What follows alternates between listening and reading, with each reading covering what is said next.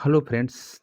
तो जैसा कि आप लोगों को पता है कि हम बिहार कर्मचारी चयन आयोग पटना द्वारा आयोजित बीएसएससी द्वितीय इंटर स्तरीय संयुक्त प्रतियोगी परीक्षा के लिए जो विज्ञापन संख्या 02/2023 है, इसके लिए हम ज्ञान बिंदु जीएस एकेडमी का सेट प्रैक्टिस करा रहे हैं। आज हम लोग सेट प्रैक्टिस 2 को देखेंगे। जैसा कि आप लोगों को पता है कि रोशन आनंद सर एवं बिट्टू झा के द्वारा बनाए गए ये सेट बहुत ही रोचक और बहुत ही लाभदायक साबित होने वाला सेट है। और ये ज्ञान बिंदु जीएस एकेडमी का सेट यदि आप कर लेते हैं, तो 100% आपकी सफलता निश्चित है। क्योंकि आप लोगों को पता होना चाहिए कि इनका सेट बहुत ही अच्छा है, बहुत ही अच्छा है। हालाँकि सेट जो है प्लेटफ़ॉर्म का भी सेट बहुत ही काफ़ी अच्छा है और मैंने प्लेटफ़ॉर्म का वॉल्यूम 2 सेट प्रैक्टिस हमने वॉल्यूम 2 को पूरे 20 सेट्स को कराए हैं। यदि आपने नहीं देखा है, तो कृपया हमारे प्लेलिस्ट से आप देख लें, वो भी काफ़ी कारगर आपके लिए हो सकता है। कहा जाता है कि 100 बुक पढ़ने से अच्छा है कि 1-2 बुक आप अच्छी तरह से पढ़ें, ताकि आपका स्कोर बढ़ जाएगा। तो 100% यदि आपका स्कोर कम हो रहा है या आपके नंबर नहीं आ रहे हैं, तो 100% हमारे द्वारा सेट डिस्कशन जो किए गए हैं, उसको आप करें। लाभदायक साबित होगा। तो चलिए हम बिना देर के हम चलते हैं सेट प्रैक्टिस की। फ्रेंड्स, ये रहा आपका मॉडल प्रैक्टिस सेट नंबर 2 जो ज्ञान बिंदु जीएस एकेडमी के द्वारा बनाए गए हैं। तो यहाँ पे चलिए पहले प्रश्न की ओर हम चलते हैं और पहला प्रश्न देखिए क्या कह रहा है। पहला प्रश्न, सूर्य के चारों ओर चक्कर लगाने वाले पत्थरों के छोटे-छोटे टुकड़े को क्या कहते हैं? तो याद रखेंगे, इन टुकड़ों को हम उल्का पिंड कहते हैं। सूर्य के चारों ओर चक्कर हालांकि ग्रह भी लगाते हैं, आकाशगंगा भी लगाते हैं और उपग्रह भी लगाते हैं। लेकिन यहाँ छोटे-छोटे पत्थर जो टुकड़े की बात किया है, तो राइट आंसर उल्का पिंड हो जाएगा। बात कर लेते हैं हम उल्का पिंड की अन्य चीजें की। तो उल्का पिंड अंतरिक्ष में तीव्र गति से घूमते हुए अत्यंत सूक्ष्म और ब्रह्मांडीय पिंड है। धूल व गैस से निर्मित ये पिंड जब वायुमंडल में प्रवेश करते हैं, तो पृथ्वी के गुरुत्वाकर्षण के कारण पृथ्वी की ओर आते हैं तथा वायुमंडलीय घर्षण से जलने के कारण चमकने लगते हैं। इन्हें टूटता हुआ तारा भी कहा जाता है। वे पिंड जो अक्सर पृथ्वी के पर पहुंचने से पूर्व ही जलकर नष्ट हो जाते हैं, उसे उल्कासम के नाम से भी जाना जाता है। कुछ पिंड वायुमंडल के घर्षण से पूर्णतः जल नहीं पाते हैं और चट्टानों के रूप में पृथ्वी पर आ गिरते हैं, उसे उल्का पिंड कहा जाता है। तो उल्का पिंड उल्कासम में थोड़ी सी अंतर है, इसे आप ध्यान रखेंगे। जब पृथ्वी पर एक साथ कई उल्का पिंड पहुंचते हैं, तो इसे उल्का बाछौर के नाम से भी जाना जाता है। आकाशगंगा करोड़ों तारों, बादलों और गैसों का एक प्रणाली है। याद रखेंगे, आकाशगंगा जो है कई बादलों और गैसों का मिला हुआ है, चीज को हम आकाशगंगा कहते हैं। पृथ्वी का मात्र एक उपग्रह चंद्रमा है।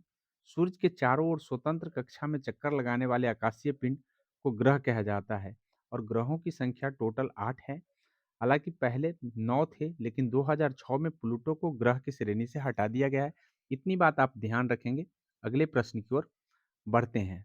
नेक्स्ट प्रश्न है कि रुद्रदामन से संबंधित कौन सा अभिलेख है?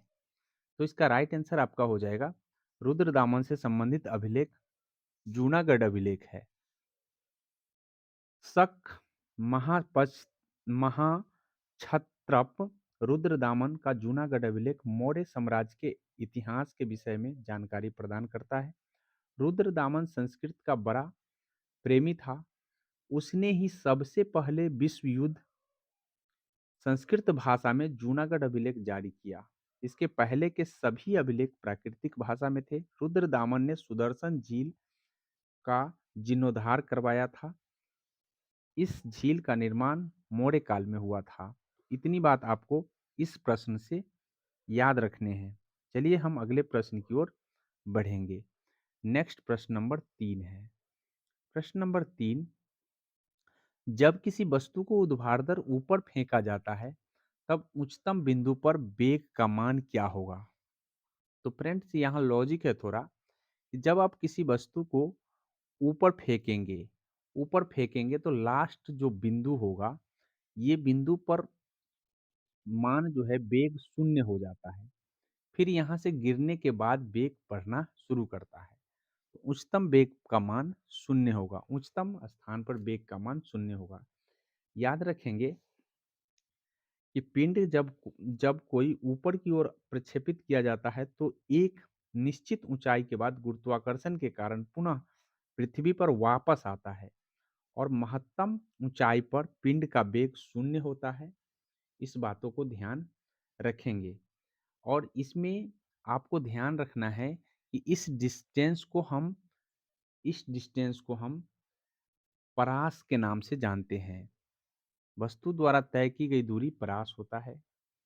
इसी को हम रेंज भी बोलते हैं और वस्तु यहाँ से जो शुरू किया है जिस वेग से, उसको हम प्रारंभिक वेग कहते हैं और जितना भी उसको ऊंचाई उठा है, इसको महत्तम ऊंचाई कहते हैं।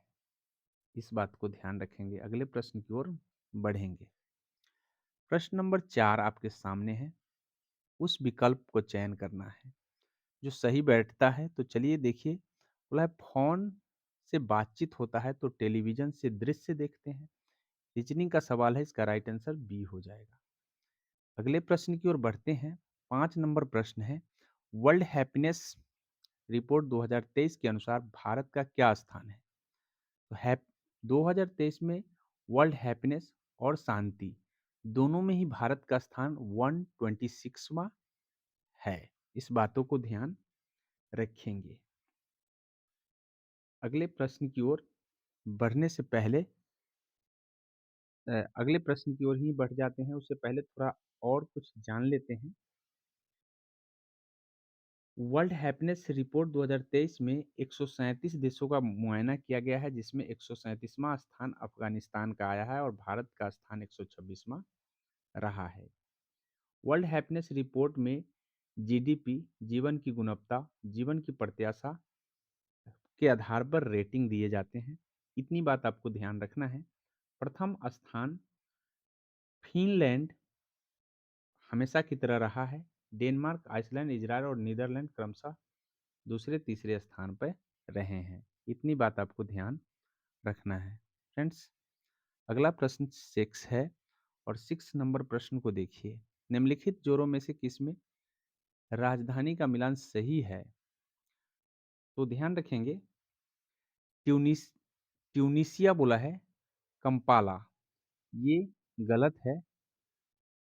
स्विट्जरलैंड का बर्न है, ये भी गलत है। और जाम्बिया लुसाका ये सही है। जाम्बिया की राजधानी लुसाका ही है। सोमालिया की राजधानी विक्टोरिया नहीं है, ये गलत है। फ्रेंड्स, याद रखेंगे, जाम्बिया गणराज्य दक्षिण अफ्रीका की स्थित स्थल रुद्र देश में से एक है। इसकी मुद्रा क्वाचा है, इस बातों को ध्यान रखेंगे। ट्यूनिसिया देश की राजधानी ट्यूनिस है और इसकी मुद्रा ट्यूनिसियाई दिनार है। स्विट्जरलैंड की राजधानी बर्न है और इसकी मुद्रा स्विस फ्रैंक है। सोमालिया देश की राजधानी सबसे बड़ा नगर और राजधानी मोगादिशु है और इसकी मुद्रा की बात करें तो सोमालियाई सीलिंग है। इतनी बात आपको ध्यान रखना है इस प्रश्न से। अगले प्रश्न की ओर हम बढ़ेंगे। अगला प्रश्न रीजनिंग का है। बोला पृथ्वी को ग्रह कहते हैं तो चंद्रमा को क्या कहेंगे? सिंपल सा प्रश्न है, इसे उपग्रह कहेंगे। अगले प्रश्न की ओर बढ़ेंगे और नेक्स्ट प्रश्न मैथमेटिक्स से है। बोला है कि एक धावक 40 किलोमीटर चाल से चल दौड़ रहा है, 30 किलोमीटर की चाल से दौड़ता है तो उसकी चाल में कितनी प्रतिशत की कमी आ गई है? तो याद रखें, ये 10 की कमी आई है, कितने में? 40 में। तो 10 बटे आप 40 कर लीजिए और इंटू में 100 कीजिएगा तो आप एक जीरो से एक जीरो क्रॉस कर दीजिए या इस जीरो को क्रॉस कर दीजिए और आप 4 से इसको 25 बार में काट दीजिए। राइट आंसर 25% हो जाएगा। अगले प्रश्न की ओर बढ़ेंगे और नेक्स्ट प्रश्न रीजनिंग का है। रीजनिंग प्रश्न को देखिए। दिए गए प्रश्नों में लुप्त संख्या को ढूंढना है। लुप्त संख्या पर क्या आएगा, ये पूछा गया है। तो ध्यान रखें कि 15 और 12 को यदि आप गुना करते हैं और 15 और 12 को लेस करते हैं, एक बार गुना कीजिए और एक बार आप माइनस कीजिए दोनों का। ऐसा करने से 15-12 का जो गुना होगा वो 15-12 को जोड़ना है और फिर 15-12 को आपको घटाना है, तो 3 आएगा। बस गुना कर दीजिए, 81 आ जाएगा। इस टर्म से आपका राइट आंसर बी हो जाएगा, 13 आ जाएँगे। इस तरह से आपको 13 खाली स्थान पे भरे जाएँगे। अगले प्रश्न की ओर बढ़ेंगे और नेक्स्ट प्रश्न नंबर अब देखिए 10 है। 10 नंबर प्रश्न में देखिए, संविधान का कौन-सा अनुच्छेद उच्चतम न्यायालय को उसके द्वारा दिए गए निर्णय अथवा आदेशों को पुनर्विलोकन हेतु अधिकृत करता है? राइट आंसर इसका हो जाएगा, पुनर्विलोकन का अधिकार अनुच्छेद 137 देता है। इस बातों को ध्यान रखेंगे। 139 क की बात करें तो सर्वोच्च न्यायालय को यह शक्ति दी गई है कि यदि किसी मामले में विधि का सारवान प्रश्न निहित हो और उसमें जुड़े मामले अलग-अलग उच्च न्यायालयों में चल रहे हो, तो वह उन सभी मामलों को अपने पास मंगवाकर निपटारा कर सकते हैं। 141 की बात कर ले तो यह प्रावधान सर्वोच्च न्यायालय द्वारा घोषित विधि भारत के राज्य क्षेत्र के भीतर सभी न्यायालयों पर अबाध्यकर होगा, अर्थात बाध्य नहीं होगा। इस बातों को ध्यान रखेंगे। बात कर ले 142 की, तो 142 में कहा गया है कि सर्वोच्च न्यायालय ऐसे डिक्री पारित कर सकेगा अथवा ऐसे आदेश दे सकेगा जो उसके समक्ष किसी वाद अथवा विषय में पूर्ण न्याय करने के लिए आवश्यक हो। तो अर्थात कहने का मतलब ये है कि सर्वोच्च न्यायालय कुछ ऐसा पारित कर देगा जिससे ये पता चले कि पूर्ण न्याय की बात हो रहा हो। तो इतनी बात आपको ध्यान रखना है इस प्रश्न से। अगले प्रश्न की ओर बढ़ेंगे और प्रश्न नंबर 11 है।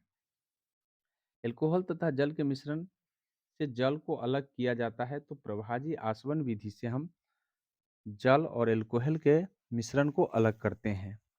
फ्रेंड्स, वाष्पन विधि से आपको नमक बनाया जाता है जल को वाष्पित करके। उदर्पातन विधि से आपको ध्यान रखना है आयोडीन और पोटेशियम के क्लोराइड को अलग किया जाता है।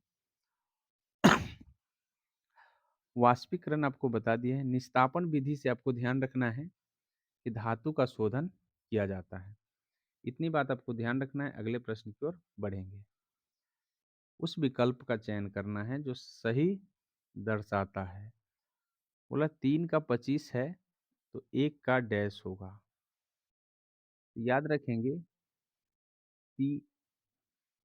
3 में 2 जोड़ देंगे और उसका स्क्वायर कर देंगे तो 1 में 2 जोड़ देंगे और उसका स्क्वायर कर देंगे तो 9 आ जाएगा। अगले प्रश्न की ओर बढ़ेंगे और नेक्स्ट प्रश्न नंबर आपका है 13। कैरिबियन सागर व प्रशांत महासागर को जोड़ने वाली नहर पनामा नहर है। इस बातों को ध्यान रखेंगे, जो कैरिबियन और प्रशांत को जोड़ता है। बात कर ले सू नहर की, तो सू नहर सुपीरियर और ह्यूरोन को जोड़ता है। वही स्वेज नहर भूमध्य और लाल सागर को जोड़ता है। वही कील नहर उत्तरी सागर और बाल्टिक सागर को जोड़ता है। इतनी बात आपको ध्यान रखना है। बात कर ले थोड़ा मैनचेस्टर नहर की, तो मैनचेस्टर और लिवरपूल को जोड़ता है। वही ब्लेंडर नहर ईरी और ओंटेरियो को जोड़ता है। इस बातों को भी ध्यान रखना है। फ्रेंड्स, अगला प्रश्न 14 है। सी आर दास एवं मोतीलाल नेहरू कांग्रेस के किस अधिवेशन में कांग्रेस की सदस्यता त्याग दी? आगे चलकर स्वराज पार्टी का गठन भी किया। फ्रेंड्स, इसका आंसर राइट हो जाएगा गया अधिवेशन 1922। 1922 में ध्यान रखेंगे कि बात कर लेते हैं हम गया अधिवेशन की, तो बिहार में होने वाला यह गया अधिवेशन है और इसकी अध्यक्षता सी आर दास ही कर रहे थे। आगे चल कर के ध्यान रखेंगे कि एक प्रस्ताव के चलते मतभेद होने के कारण ये सी आर दास चाहते थे कि प्रस्ताव पारित हो, लेकिन पारित नहीं हुआ, जिसके कारण मोतीलाल नेहरू और चित्तरंजन दास त्यागपत्र दे दिए और एक नए 1923 में नए पार्टी के गठन जिसे स्वराज पार्टी के नाम से जाना जाता है। यह ध्यान रखेंगे, अगले अगले प्रश्न एक बात और भी ध्यान रखेंगे कि 1921 के अधिवेशन की अध्यक्षता सीआर दास को चुना गया था, पर वो जेल में थे, तो उनके जगह अधिवेशन की अध्यक्षता हकीम अजमल खां ने की थी। गांधी जी 1924 में बेलगांव अधिवेशन किए थे, इस बातों को ध्यान रखेंगे। अगले प्रश्न की ओर बढ़ेंगे और नेक्स्ट प्रश्न नंबर आपका है रीजनिंग का। चलिए, रीजनिंग में बोला है जे का आई लिखा जा रहा है, तो -1 हो गया, फिर +2 हो जाएगा, -1 हो गया, फिर +2 हो गया, फिर -3 हो गया, +4 हो गया। ऐसे करने से आपको ऐसे प्रश्न को देखने के लिए आपको सबसे पहले लास्ट में देखना चाहिए कि क्या हो रहा है, कि यहाँ -1 होगा, +2 होगा, -3 होगा, +4 होंगे, तो 25 4 29 होते हैं, 29 का मतलब सी होगा। तो ये दोनों ऑप्शन तो कट गए, लास्ट में सी होगा। अब एक प्रश्न को देख लीजिए, इसका अगर आप करते हैं -1, तो जेड आएगा और जेड यहाँ पे लिखा है। इस तरह से आप ढूंढ लीजिएगा। ढूंढने का भी तरीका एक अजूबा रखिएगा, तो जल्दी ढूंढ पाएंगे। अगला प्रश्न है ए स्क्वायर माइनस बी स्क्वायर। ध्यान रखेंगे कि ए स्क्वायर माइनस बी स्क्वायर बराबर होता है ए प्लस बी और ए माइनस बी। अर्थात कहने का अर्थ ये है कि कहीं पे भी ए स्क्वायर माइनस बी स्क्वायर हो तो एक जगह आप जोड़ के लिख दीजिए और एक जगह आप घटा के लिख दीजिए, और नीचे ऑलरेडी जोड़ के लिखा हुआ है, तो जोड़ के, तो जोड़ वाला कट गया, क्या बचेगा, ए घटाओ बी। अर्थात ये इसको ए मान लीजिए, इसको बी मान लीजिए और घटा दीजिएगा, तो 13 राइट आंसर आ जाएगा। अगले प्रश्न की ओर बढ़ेंगे और नेक्स्ट प्रश्न, जबलपुर किस नदी के तट पर स्थित है। ध्यान रखेंगे कि जबलपुर नर्मदा नदी के तट पर स्थित है, इस बातों को ध्यान रखेंगे। कुछ अन्य शहरों की बात कर लेते हैं, तो अहमदाबाद साबरमती साबरमती नदी, आगरा यमुना नदी, कोलकाता हुगली नदी, प्रयागराज यमुना और गंगा के संगम पर है, नासिक गोदावरी नदी के तट पर है, उज्जैन क्षिप्रा नदी के तट पर है, गुजरात ताप्ती नदी के तट पर है, अजमेर लूनी नदी के तट पर है, लखनऊ गोमती नदी के तट पर है, तो वहीं बद्रीनाथ अलकनंदा नदी के तट पर है। वही दिल्ली की बात करें तो यमुना नदी पर है, वही विजयवाड़ा की बात करें तो कृष्णा नदी पर है, पणजी की बात करें तो मांडवी नदी पर है और गुवाहाटी की बात करें तो ब्रह्मपुत्र नदी के तट पर स्थित है। फ्रेंड्स, इतनी बात आपको ध्यान रखना है। अगले प्रश्न की ओर बढ़ते हैं। अगला प्रश्न, निम्नलिखित में से कौन सा गुण कैथोड किरणों में शामिल में नहीं पाया जाता है।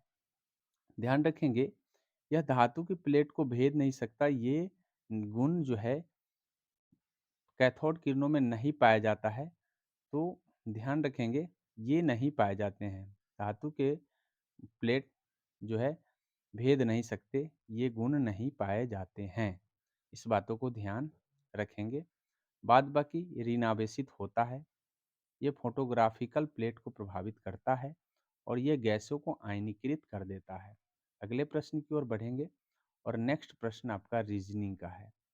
देखिए, रीजनिंग का क्या कंसेप्ट है, इसमें आप कंसेप्ट एक बार देख लीजिए, एक बार बनाने का आप प्रयास कीजिएगा, हम ऐसे कंसेप्ट आपको बता देते हैं। 1 का स्क्वायर बढ़ा है, 2 का स्क्वायर बढ़ा है, 3 का स्क्वायर बढ़ा है, सॉरी 1 का स्क्वायर बढ़ा 1 का स्क्वायर बढ़ा है, 3 का स्क्वायर बढ़ा है।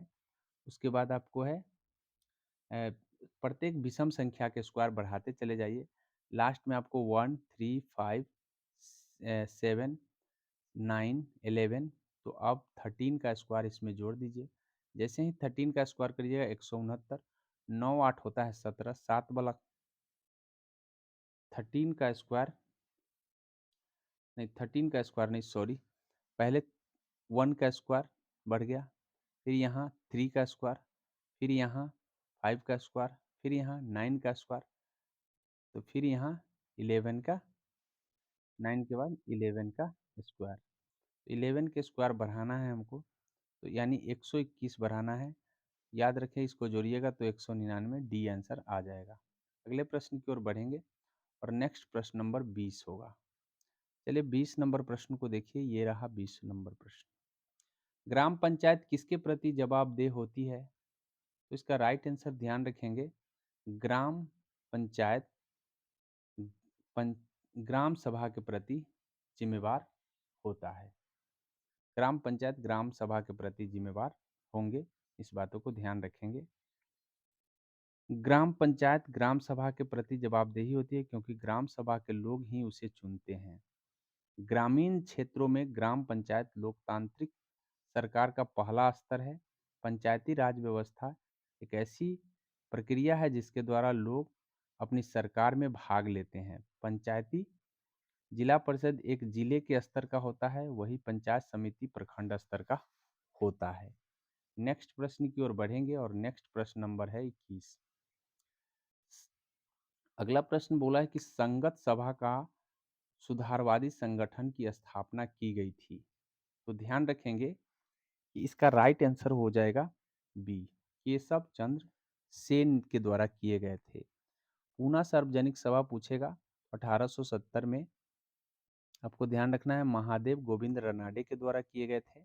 सेवा सदन पूछेगा तो ब्रह्म जी महलवारी 1885 में, जिस समय कांग्रेस की स्थापना किए गए थे। अभिनव भारत पूछेगा तो 1904 में बी.डी. सावरकर के द्वारा किए गए थे। तो इतनी बात आपको सभी के बारे में ध्यान रखेंगे। महालवारी, एम.जी. मालावारी, आपको ध्यान रखना है कि ये सेवा सदन, वही गोविंद रनाडे याद रखना है, सार्वजनिक सभा, सावरकर याद रखने हैं, अभिनव भारत। अगले प्रश्न की ओर बढ़ेंगे और अगला प्रश्न रीजनिंग का है। देखिए यहाँ पे क्या कंसेप्ट है, आप एक बार देख लीजिए। इसका कंसेप्ट ये है कि ध्यान रखेंगे कि यहाँ दिया है 18, 42, 48, 42, 45, 51, 14। तो 14 या 42, ध्यान रखेंगे 16 या 48, इस तरह से आपको ध्यान रखना है। तो इसके राइट आंसर जो हो जाएंगे, यहाँ पे कौन सा अंक आएगा ये पूछा गया है। तो ध्यान रखेंगे कि कौन सा आएगा। 14 से 3 में गुना किए तो 14 या 42। उसी तरीके से 8 छक 48, 48 कैसे हुआ, 8 छक 48। तो यहाँ पे हो जाएंगे, कुछ इसमें मिस प्रिंटिंग लग रहा है, ऐसे ऐसे देखा जाए एक बार, ऐसे देखा जाए तो 48, 63, 56, 42, 18, 8। तो ध्यान रखेंगे 8 छक 48, 14 या 42।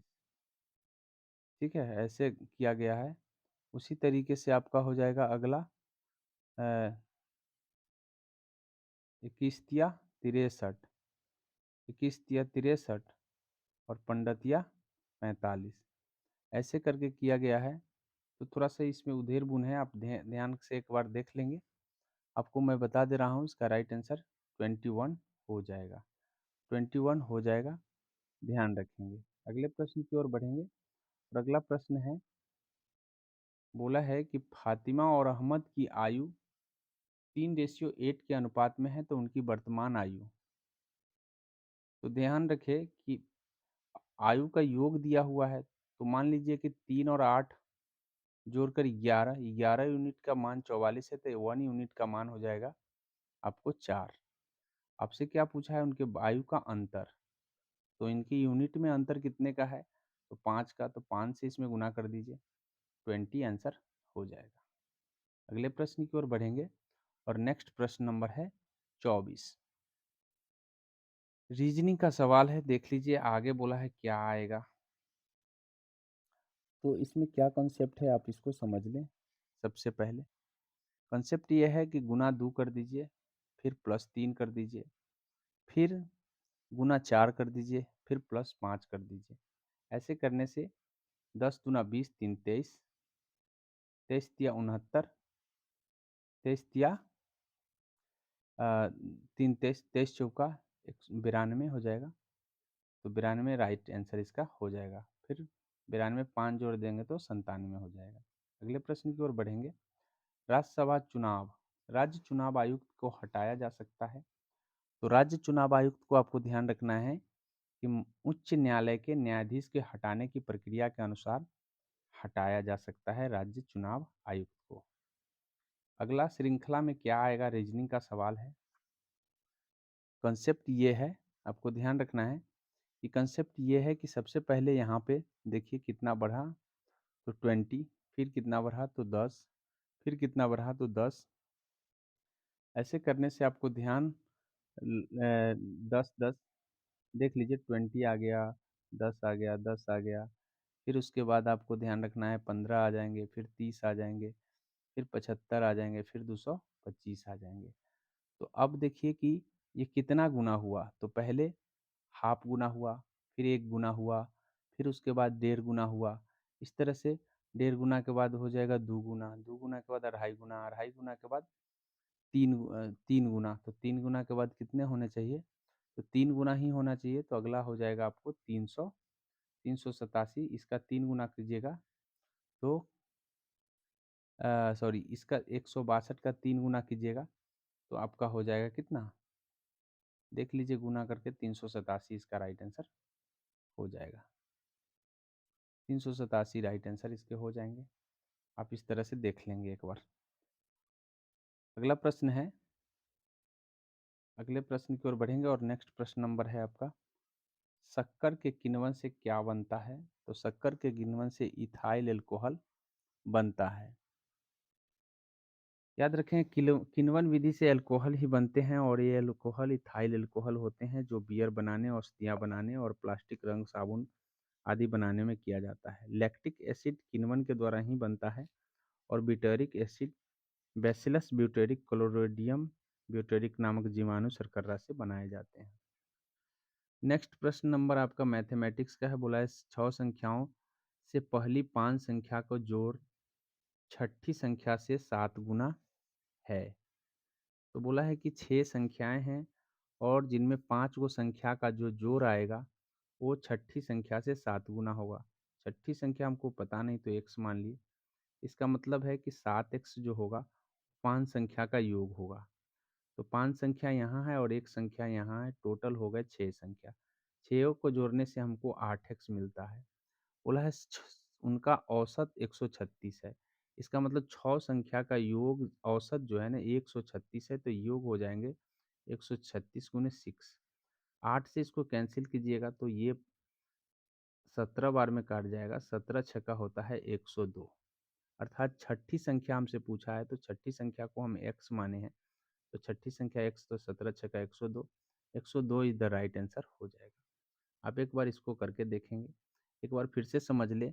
6 संख्या में से 5 संख्या का जोड़ छठी संख्या से 7 गुना है। छठी संख्या से 7 गुना है, इसका मतलब छठी संख्या x है। तो 5 संख्या का जोड़ 6x 7x होगा। इन दोनों को ऐड करने से 8x आते हैं। चूँकि औसत दिया हुआ है सभी संख्या का, तो औसत में हम सभी संख्या से गुना कर देते हैं। टोटल संख्या 6 है, तो इससे 8 से काटने से आपका निकल जाता है 17। 17 छक्का 102। एक्स किसको माने थे हम? छठी संख्या को। छठी संख्या पूछा था, राइट आंसर डी हो जाएगा। नेक्स्ट प्रश्न की ओर बढ़ेंगे और नेक्स्ट प्रश्न में क्या कंसेप्ट है इस बात को समझ लें। अगले प्रश्न है आपका 29, और 29 में कंसेप्ट ये है कि 1 को 3 बढ़ा दिए, फिर 5 बढ़ा दिए, फिर 5 बढ़ा दिए, फिर 3 नहीं 5 माइनस कर दिए, 3 माइनस कर देंगे, यानी +3।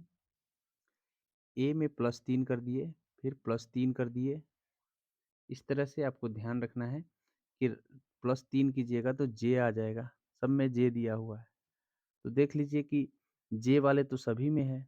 और उसी तरीके से फिर उसके बाद आपको +5 करना है, +5 करना है, +5 करना है। 5 आगे होगा तो 24 5 29। 29 तो आता नहीं है 29 में, तो ध्यान रखेंगे 29 जो है सी नंबर होता है, क्योंकि 26 3 29 होता है, तो 3 होगा। तो यही दोनों, ये दोनों तो कट गए। अब ये दोनों बच गए हैं। इन दोनों में से आप देख लीजिए ये चौथे वाले को मिला के, अर्थात अब -3 किया है, 7, 7 में से -5 किया तो 2 आ गया, फिर 28 में से -5 किया तो 23 आ गया, 23 में से -5 कर देंगे तो 18 आ जाएंगे। राइट आंसर डी हो जाएगा। अगले प्रश्न की ओर बढ़ेंगे। आवर्त सारणी की किसने तैयार किया था? तो मेंडलीव ने आवर्त सारणी को तैयार किया था। ऐसे आधुनिक आवर्त सारणी के जनक मोस्ले हैं, इस बातों को भी ध्यान रखेंगे। मेंडलीव के आवर्त सारणी के कुछ दोष और गुण से पूछे जाते हैं प्रश्न। हाइड्रोजन के स्थान और हेलोजन के व्यवहार के कारण 2 वर्ग इनको रखे गए थे हाइड्रोजन का, इस बातों को ध्यान रखेंगे। वही समस्थानिक का स्थान इन्होंने निश्चित नहीं किया था और 8वें वर्ग के 3 तत्वों को एक साथ रख दिए थे, जो कि एक गुण को दर्शाता है। बात कर लेते हैं आधुनिक आवर्त सारणी की। तो आधुनिक आवर्त सारणी में परमाणु का आकार अगर आप वर्ग से नीचे जाते हैं तो बढ़ता है और बाएं से दाएं जाते हैं तो घट जाता है। अर्थात ऊपर से नीचे आते हैं तो बढ़ जाता है, लेकिन बाएं से अगर आप दाएं की ओर बढ़ेंगे, बाएं से दाएं की ओर बढ़ेंगे तो वो घट जाएगा। इस तरह से आपको ध्यान रखना है परमाणु के आकार का। तो सारे चीज ध्यान आपको रखने हैं। सिर्फ विद्युत धनात्मकता और आकार नीचे समूह में नीचे जाने पर बढ़ता है, बाद बाकी सभी घटते हैं। अगले प्रश्न की ओर बढ़ेंगे और नेक्स्ट प्रश्न नंबर 31 होगा। देखिए 31 नंबर प्रश्न समूह से है। आपको समूह में क्या करना है, सभी को काउंट कर लेना है। जब काउंट करेंगे तो 21 आएगा। सबको 7-7 भाग में बांट दीजिए। 2, 4, 5, 6, 7, 7 भाग यहाँ आ गया। फिर 2, 4, 6, 7 यहाँ आ गया। 7-7 भाग में ये बट गया। अब देख लीजिए कि यहाँ पे देखिए कि ये यहाँ पे भरा नहीं है, लेकिन यहाँ खाली है, लेकिन यहाँ लास्ट वाला भरा है। इसका मतलब लास्ट में y आएगा। अब लास्ट में y कितने हैं, ये ऑप्शन आपके कट गए। अब 3 ऑप्शन है जिनमें लास्ट में y है। अब यहाँ देखिए y से पहले x आ रहा है, तो यहाँ पे देखिए यहाँ शुरुआत जब हो रहा है, शुरू किससे हो रहा है, TU से शुरू हो रहा है, तो यहाँ भी तो TU से शुरू होगा। तो TU से शुरू होगा, इसका मतलब क्या है कि पहला y होगा, y के बाद y TU, यहाँ पे जो है दो दो अंक छोड़ करके आप एक अंक छोड़ करके TU ढूंढिए। तो एक अंक छोड़ करके y के बाद एक छोड़ दीजिए। y के बाद एक छोड़ने के बाद क्या यहाँ t है? तो नहीं, सॉरी u है तो हाँ है, t है तो हाँ है। इस तरह TU तो यहाँ मिल गया। क्या इसमें ऐसा मिल रहा है? तो इसमें भी TU मिल रहे हैं और इसमें TU मिल रहे हैं, तो यहाँ भी TU मिल रहे हैं। इसका मतलब अभी भी हमको कटने लायक नहीं है। आगे हम देखेंगे, तो यहाँ पे पाते हैं कि ये तो हमको भरा गया कि भाई, एक बार फिर से मैं बता दे रहा हूँ कि साथ साथ में बांटने के बाद आपको बांट देना है। बांटने के बाद आप TU भी XY के रूप में आ जाता है। आप एक बार भर के देख लेंगे। ये C इसका राइट आंसर हो जाएगा। अगले प्रश्न की ओर बढ़ते हैं और अगला प्रश्न है कि 15% बढ़ जाती है तो पेट्रोल की खपत कितना कम कर दी जाए? तो सिर्फ ध्यान रखना है क्या हो रहा है, बढ़ रहा है, बस 15 कर दीजिए ऊपर और 115 कर दीजिए नीचे। काटने से तो ये 23 आएगा 5 से, और यहाँ आ जाएगा गुने में 100 भी करना है। तो 23 वाले ऑप्शन लास्ट एक ही है यहाँ पे, बस देख लीजिए। आपको ध्यान रखना है सी इसका राइट आंसर हो जाएगा। अगले प्रश्न की ओर बढ़ते हैं और नेक्स्ट प्रश्न नंबर मैथमेटिक्स नहीं, हाँ मैथमेटिक्स, या कोई व्यक्ति अगर राज्य विधायिका के सदस्य नहीं है तो डैश के लिए मुख्यमंत्री नियुक्त किया जा सकता है। तो राज्य विधायिका के सदस्य नहीं रहने पर भी 6 माह के लिए नियुक्त किया जा सकता है, चाहे वो राज्य विधायिका हो या संसद हो, कहीं पे भी। आगे देखिए ये है कथन और निष्कर्ष से सवाल। यहाँ बोला है कि सभी चम्मच कांटे हैं, जितने भी स्पून हैं सबके सब कील है, और जितने भी कील हैं और सभी चाकू कांटे हैं, सभी चाकू भी आपको जितने नाइफ हैं वो भी कांटे हैं। और इस तरह से आपको ध्यान रखना है, ये दोनों का बन गया वर्ग। अब उसके बाद बोला है कि सभी कांटे प्लेटें हैं, तो सभी कांटे प्लेटें बन गया। अब देखिए बोला है कि सभी चाकू प्लेटें हैं, तो सभी चाकू प्लेटें हैं, ये कहना गलत है। सभी चाकू, हाँ, सभी नाइफ प्लेटें हैं, क्योंकि ये प्लेट के अंदर ही हैं, तो इस तरह से ये सही है। जैसे सभी प्लेट चम्मच हैं, सभी प्लेट चम्मच कभी नहीं हो सकता है, क्योंकि चम्मच के अंदर, प्लेट के अंदर चम्मच है, न कि चम्मच के अंदर प्लेट है, इसीलिए प्लेट ऊपर से है, इसलिए ये कथन गलत है। अब देख लीजिए कि जिसमें जिसमें दू दिया होगा सबके सब यहाँ पे गलत हो जाएंगे। यहाँ देखिए जिसमें जिसमें दू है वो सब में सबके सब गलत हो जाएंगे। इस सभी दिया है इसका मतलब तो गलत है, इसमें दू दिया है इसका मतलब गलत है, इसमें भी दू दिया इसका मतलब गलत है। राइट आंसर ये हो जाएगा। अगले प्रश्न की ओर बढ़ेंगे और अगला प्रश्न नंबर है, देखिए नेक्स्ट प्रश्न आपका है, निम्नलिखित में से कौन अंतर्भेदी अगण्य चट्टान के उदाहरण है? तो अगण्य चट्टान दो तरह के होते हैं, एक अंतर्भेदी एक और बहिर्भेदी। तो ग्रेनाइट चट्टान अंतर्भेदी है और बहिर्भेदी बेसाल्ट चट्टान है। बलुआ पत्थर ये सब अवसादी चट्टान के उदाहरण हैं और चूना पत्थर इसी के कायांतरित रूप हैं, इस बातों को ध्यान रखेंगे। अगले प्रश्न है कि बोला है ए बी का भाई है, चलिए ए बी का भाई है, बी सी का पुत्र है। तो बी सी का पुत्र है, इसका मतलब ए बी दोनों ही इसी सी का पुत्र है। डी सी की पत्नी है, इसका मतलब डी सी के ही बच्चे ए बी है। ई डी की बहन है, ई डी की बहन है, अर्थात कहने का मतलब है कि ये पति पत्नी है और यहाँ इसकी ये बहन हो गया डी की बहन है और डी सी की पत्नी है, इस बातों को ध्यान रखिएगा। तो इसका मतलब है डी का संबंध बहन से है, तो सी का संबंध साली और साली जीजा से हो गया। ए ई से किस प्रकार संबंधित हैं? अब ई का संबंध पूछा है, तो ध्यान रखिए ई का संबंध कैसा है ए से। तो ए से संबंध बोला है बहन का ये पुत्र है ए, क्योंकि ए भाई है बी का, इसलिए बहन का पुत्र हो जाएगा। अगले प्रश्न की ओर बढ़ जाएंगे और देखिए लोकतंत्र के बारे में विचार करना है। इनमें लोग द्वारा निर्वाचित सरकार का गठन होता है।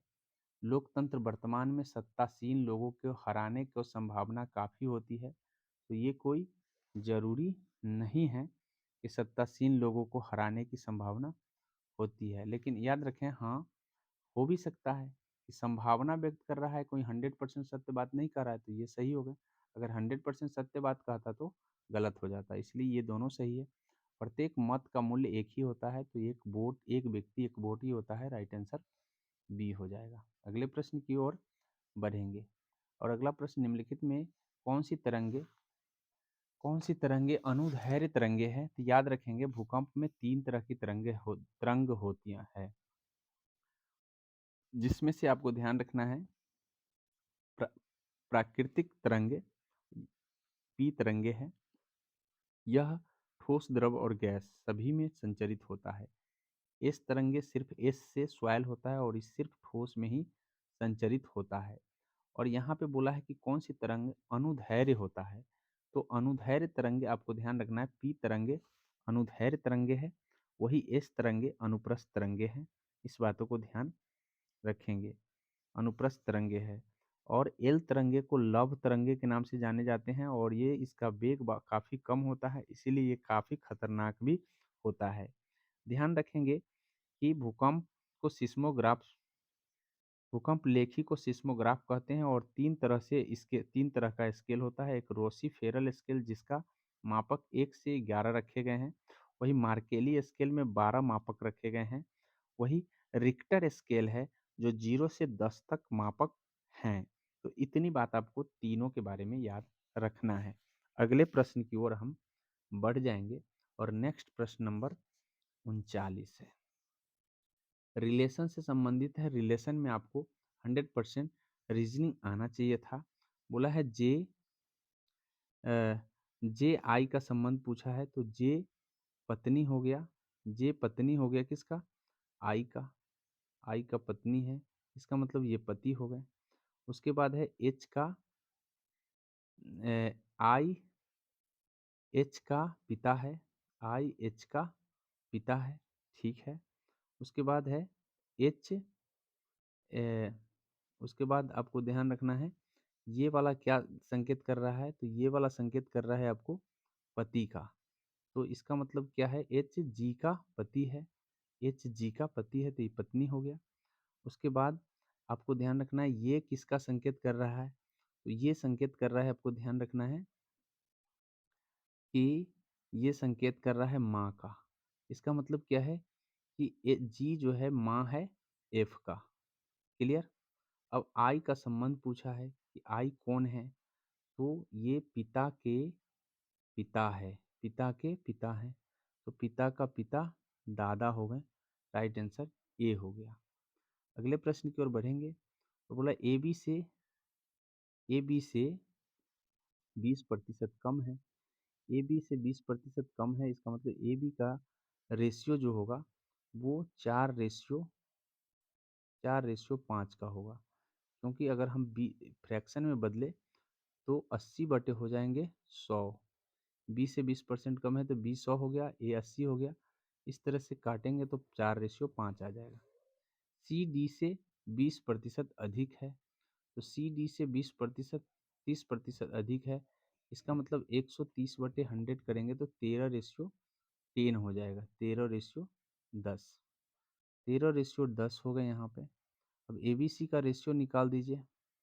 ए बी सी का रेशियो अगर आप निकालते हैं तो 52:65:50, इतना ए बी सी का रेशियो आ गया। अब बोला है कि 25 डी ए से 25% कम है। डी ए से 25% कम है, तो ए देखिए 52 है, इसका 25% अगर कम किया जाए तो 26, 13 कम है, तो इसका मतलब 39 हो गया। डी 39 हो गया। अब पूछा है निम्न में क्या सही है, बी इजकल टू 0.39 होगा, सी इजकल टू क्या सही है, इसमें बोला गया है। तो B is equal to B B is equal to कितने हो जाएंगे, तो बी यहाँ पे 65 है और सी कितना है, सी 50 है। तो ध्यान कर लीजिए इसका राइट आंसर जो हो जाएगा वो सी हो जाएगा। सी इजकल टू बोला है, सी कितना है, सी और बी में रिलेशन क्या है, 65 है यहाँ पे और यहाँ पे 50 है, तो 65 और 50 है। तो ध्यान कर लीजिए कि जब आप कीजिएगा सी इजकल टू तो आपका आ जाएगा 65, 50, 78 आ जाएंगे, बी आ जाएगा इसका। चलिए अगले प्रश्न की ओर बढ़ते हैं और अगला प्रश्न, तुम पहले क्यों नहीं आए पुस्तक के लेखक कौन है, तो इसका राइट आंसर हो जाएंगे, देखिए इसका राइट आंसर हो जाएगा एकता बी, कैलाश सत्यार्थी तुम पहले क्यों नहीं आए। इस बातों को ध्यान रखेंगे। और भी कुछ पुस्तकें हैं जो आपको ध्यान रखना है, जादूनामा जावेद अख्तर है, जावेद अख्तर जादूनामा है, और as the will turner Ranjit Pratap हैं, वही आपको tomb of sand Geetanjali Shree हैं। इतना बात आपको ध्यान रखना है। अगले प्रश्न की ओर बढ़ेंगे। नेक्स्ट प्रश्न है, कौन भारत का राष्ट्रगीत है, तो वंदे मातरम भारत का राष्ट्रगीत है। 24 मार्च 1950 को इसे अपना लिया गया था। सर्वप्रथम 1896 में कलकत्ता अधिवेशन में गाया गया था, जिसकी अध्यक्षता रहीमतुल्लाह सैनी कर रहे थे। भारत का राष्ट्रगान भी 24 जनवरी 1950 को ही अपनाया गया था और भारत के राष्ट्रगान का अधिकतम अवधि 52 सेकेंड और न्यूनतम अवधि 20 सेकेंड है। इस बातों को भी ध्यान आप रखेंगे। नेक्स्ट प्रश्न की ओर बढ़ेंगे और नेक्स्ट प्रश्न बोला है उसके पुत्र, एक आदमी को इशारा करते हुए राधिका ने कहा, उसके पुत्र की माँ मेरी पुत्र की बहन की बहन। तो यहाँ से हम पकड़ेंगे इस कौन, राधिका ने कहा, राधिका कह रही क्या, उसके पुत्र की माँ, पुत्र की माँ, पुत्र की जो माँ है, मेरे पुत्र की बहन, मेरे पुत्र की बहन मतलब मेरी बेटी की बहन, तो मेरी बेटी ही हुई, मेरी बेटी है। अर्थात उसकी उसकी उसके पुत्र की माँ मतलब उस आदमी के पुत्र की माँ मेरी बेटी है। इसका मतलब क्या है कि आदमी से क्या रिलेशन होगा, राधिका का। यही बोला है राधिका से किस प्रकार संबंधित है, तो राधिका का दामाद है वो आदमी। इस बातों को ध्यान रखेंगे। अगले प्रश्न की ओर बढ़ते हैं। और निम्नलिखित में से कौन-सा प्रक्रम रासायनिक अभिक्रिया को दर्शाता है? तो रासायनिक अभिक्रिया मात्र एक ही है जो दर्शाता है उच्च ताप वायु और उपस्थिति कॉपर के गर्म करना, ये रासायनिक प्रक्रिया को दर्शाता है। अगले प्रश्न की ओर बढ़ेंगे। निम्नलिखित में से किस राज्य में लोकसभा सीटों की संख्या सर्वाधिक है? तो लोकसभा सीटों की संख्या आपसे सर्वाधिक पूछा है, तो ध्यान कर लीजिए कि यहाँ पे मैं आपको बता दूँ कि आंध्र प्रदेश में लोकसभा सीटों की संख्या 25 है। और वही बात कर लेते हैं गुजरात में, तो गुजरात में लोकसभा सीटों की संख्या 26 है। मध्य प्रदेश में लोकसभा सीटों की संख्या आपको 29 है। वहीं कर्नाटक में लोकसभा सीटों की संख्या आपको ध्यान रखना है 28 है। तो यहाँ पे राइट आंसर जो है 29 वाला हो जाएगा। आपको ध्यान रखना है सबसे ज़्यादा उत्तर प्रदेश में लोकसभा सीट है जो 80 है। वहीं दूसरे नंबर पर आपका महाराष्ट्र है जो 48 है। वहीं तीसरे नंबर पर पश्चिम बंगाल है जो 42 है। और चौथे नंबर पर आपका बिहार है जो 40 है। और पाँचवें नंबर पर आपको ध्यान रखना है 39 है जो तमिलनाडु पड़ता है। तो इतनी बातें आपको ध्यान रखना है। अगले प्रश्न की ओर बढ़ जाएंगे। अगला प्रश्न आपसे रीजनिंग से है। रीजनिंग का सवाल देख लीजिए कि रीजनिंग का सवाल में क्या आएगा। क्योंकि हम रीजनिंग का सवाल उतना और मैथमेटिक्स का उतना नहीं समझा पा रहे हैं आपको सही से, कारण इसका टाइमिंग है। टाइमिंग के अभाव के कारण हम आपको अच्छे से नहीं समझा पा रहे हैं, क्योंकि अगर आप कहेंगे तो हम अच्छे से समझाने का प्रयास करेंगे। अभी हम आपको ऐसे ही थोड़ा बहुत बता दे रहे हैं ताकि ताकि आपको सॉल्व करने में सहूलियत मिले। तो चलिए यहाँ पर आप कंसेप्ट क्या है? कंसेप्ट इसका है कि ये 2 का क्यूब और 7 का 2 का क्यूब और 7 का स्क्वायर जोड़ने से आपको इतना आ रहा है, तो उसी तरीके से आपका अगला आंसर 129 आ जाएगा, आप देख लीजिएगा करके। अगले प्रश्न है कि 4:7 को प्रत्येक पद को कितना जोड़ा जाना चाहिए कि 2 हो जाएगा? तो ऐसे प्रश्न आपको हल करने के लिए ध्यान रखिएगा कि यहाँ पे बोला है कि ऐसा करने से कितना जोड़ा जाए कि 2:3 हो जाएगा। तो यहाँ पे कितना लाना है? 3। क्या आप 3 जोड़ेंगे साथ में तो कभी 3 का गुणांक होगा? तो नहीं। क्या आप 4 जोड़ेंगे तो होगा? तो 11 आ जाएगा, कभी नहीं कटेगा। आपको ध्यान रखिए कि अगर आप 2 जोड़ेंगे इसमें तो 9 आ जाएगा, 9 कटेगा 3 से, तो इसीलिए आपका राइट आंसर सी हो जाएगा। तो ऐसे प्रश्न को ऐसे हल कर सकते हैं।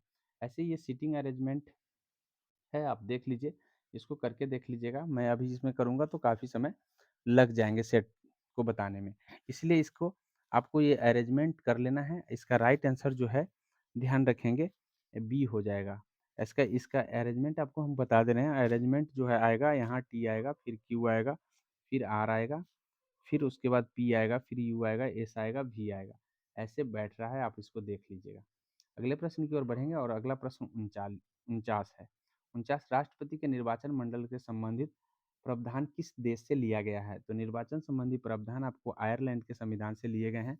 बात कर लें आयरलैंड की, तो आयरलैंड से राष्ट्रपति का निर्वाचन है। साथ में आपको 12 सदस्य का मनोनयन करना भी राष्ट्र यहीं से लिया गया है। राज्य के नीति निर्देशक का सिद्धांत भी यहीं से लिए गए हैं। अमेरिका से आपको ध्यान रखिएगा संविधान की सर्वोच्चता लिए गए हैं, प्रस्तावना लिए गए हैं, मौलिक अधिकार लिए गए हैं, न्यायिक पुनर्वलोकन और न्यायिक सक्रियता, दबाव समूह, न्यायपालिका की स्वतंत्रता, उपराष्ट्रपति के पद और वित्तीय आपात।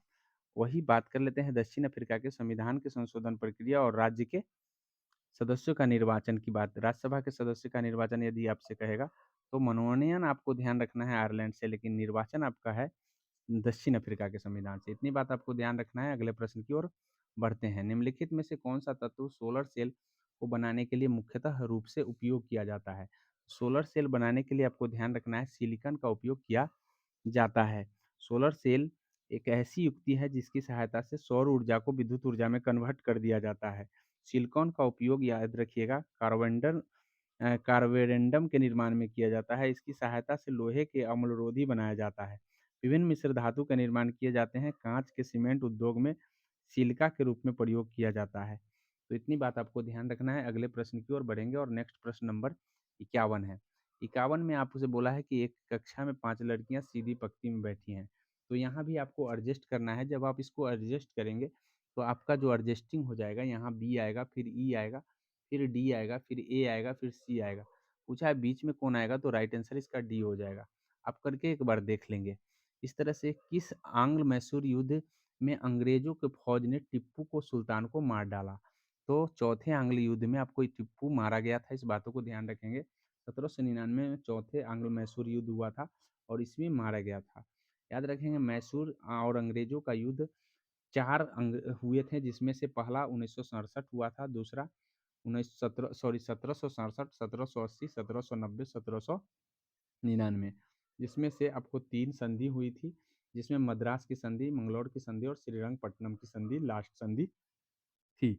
अगले प्रश्न की ओर बढ़ेंगे। निम्नलिखित में से कौन-सा कैबिनेट मिशन का सदस्य नहीं था? तो कैबिनेट मिशन के 3 सदस्य थे, विलियम वार्ड सदस्य नहीं थे, राइट आंसर ए हो जाएगा।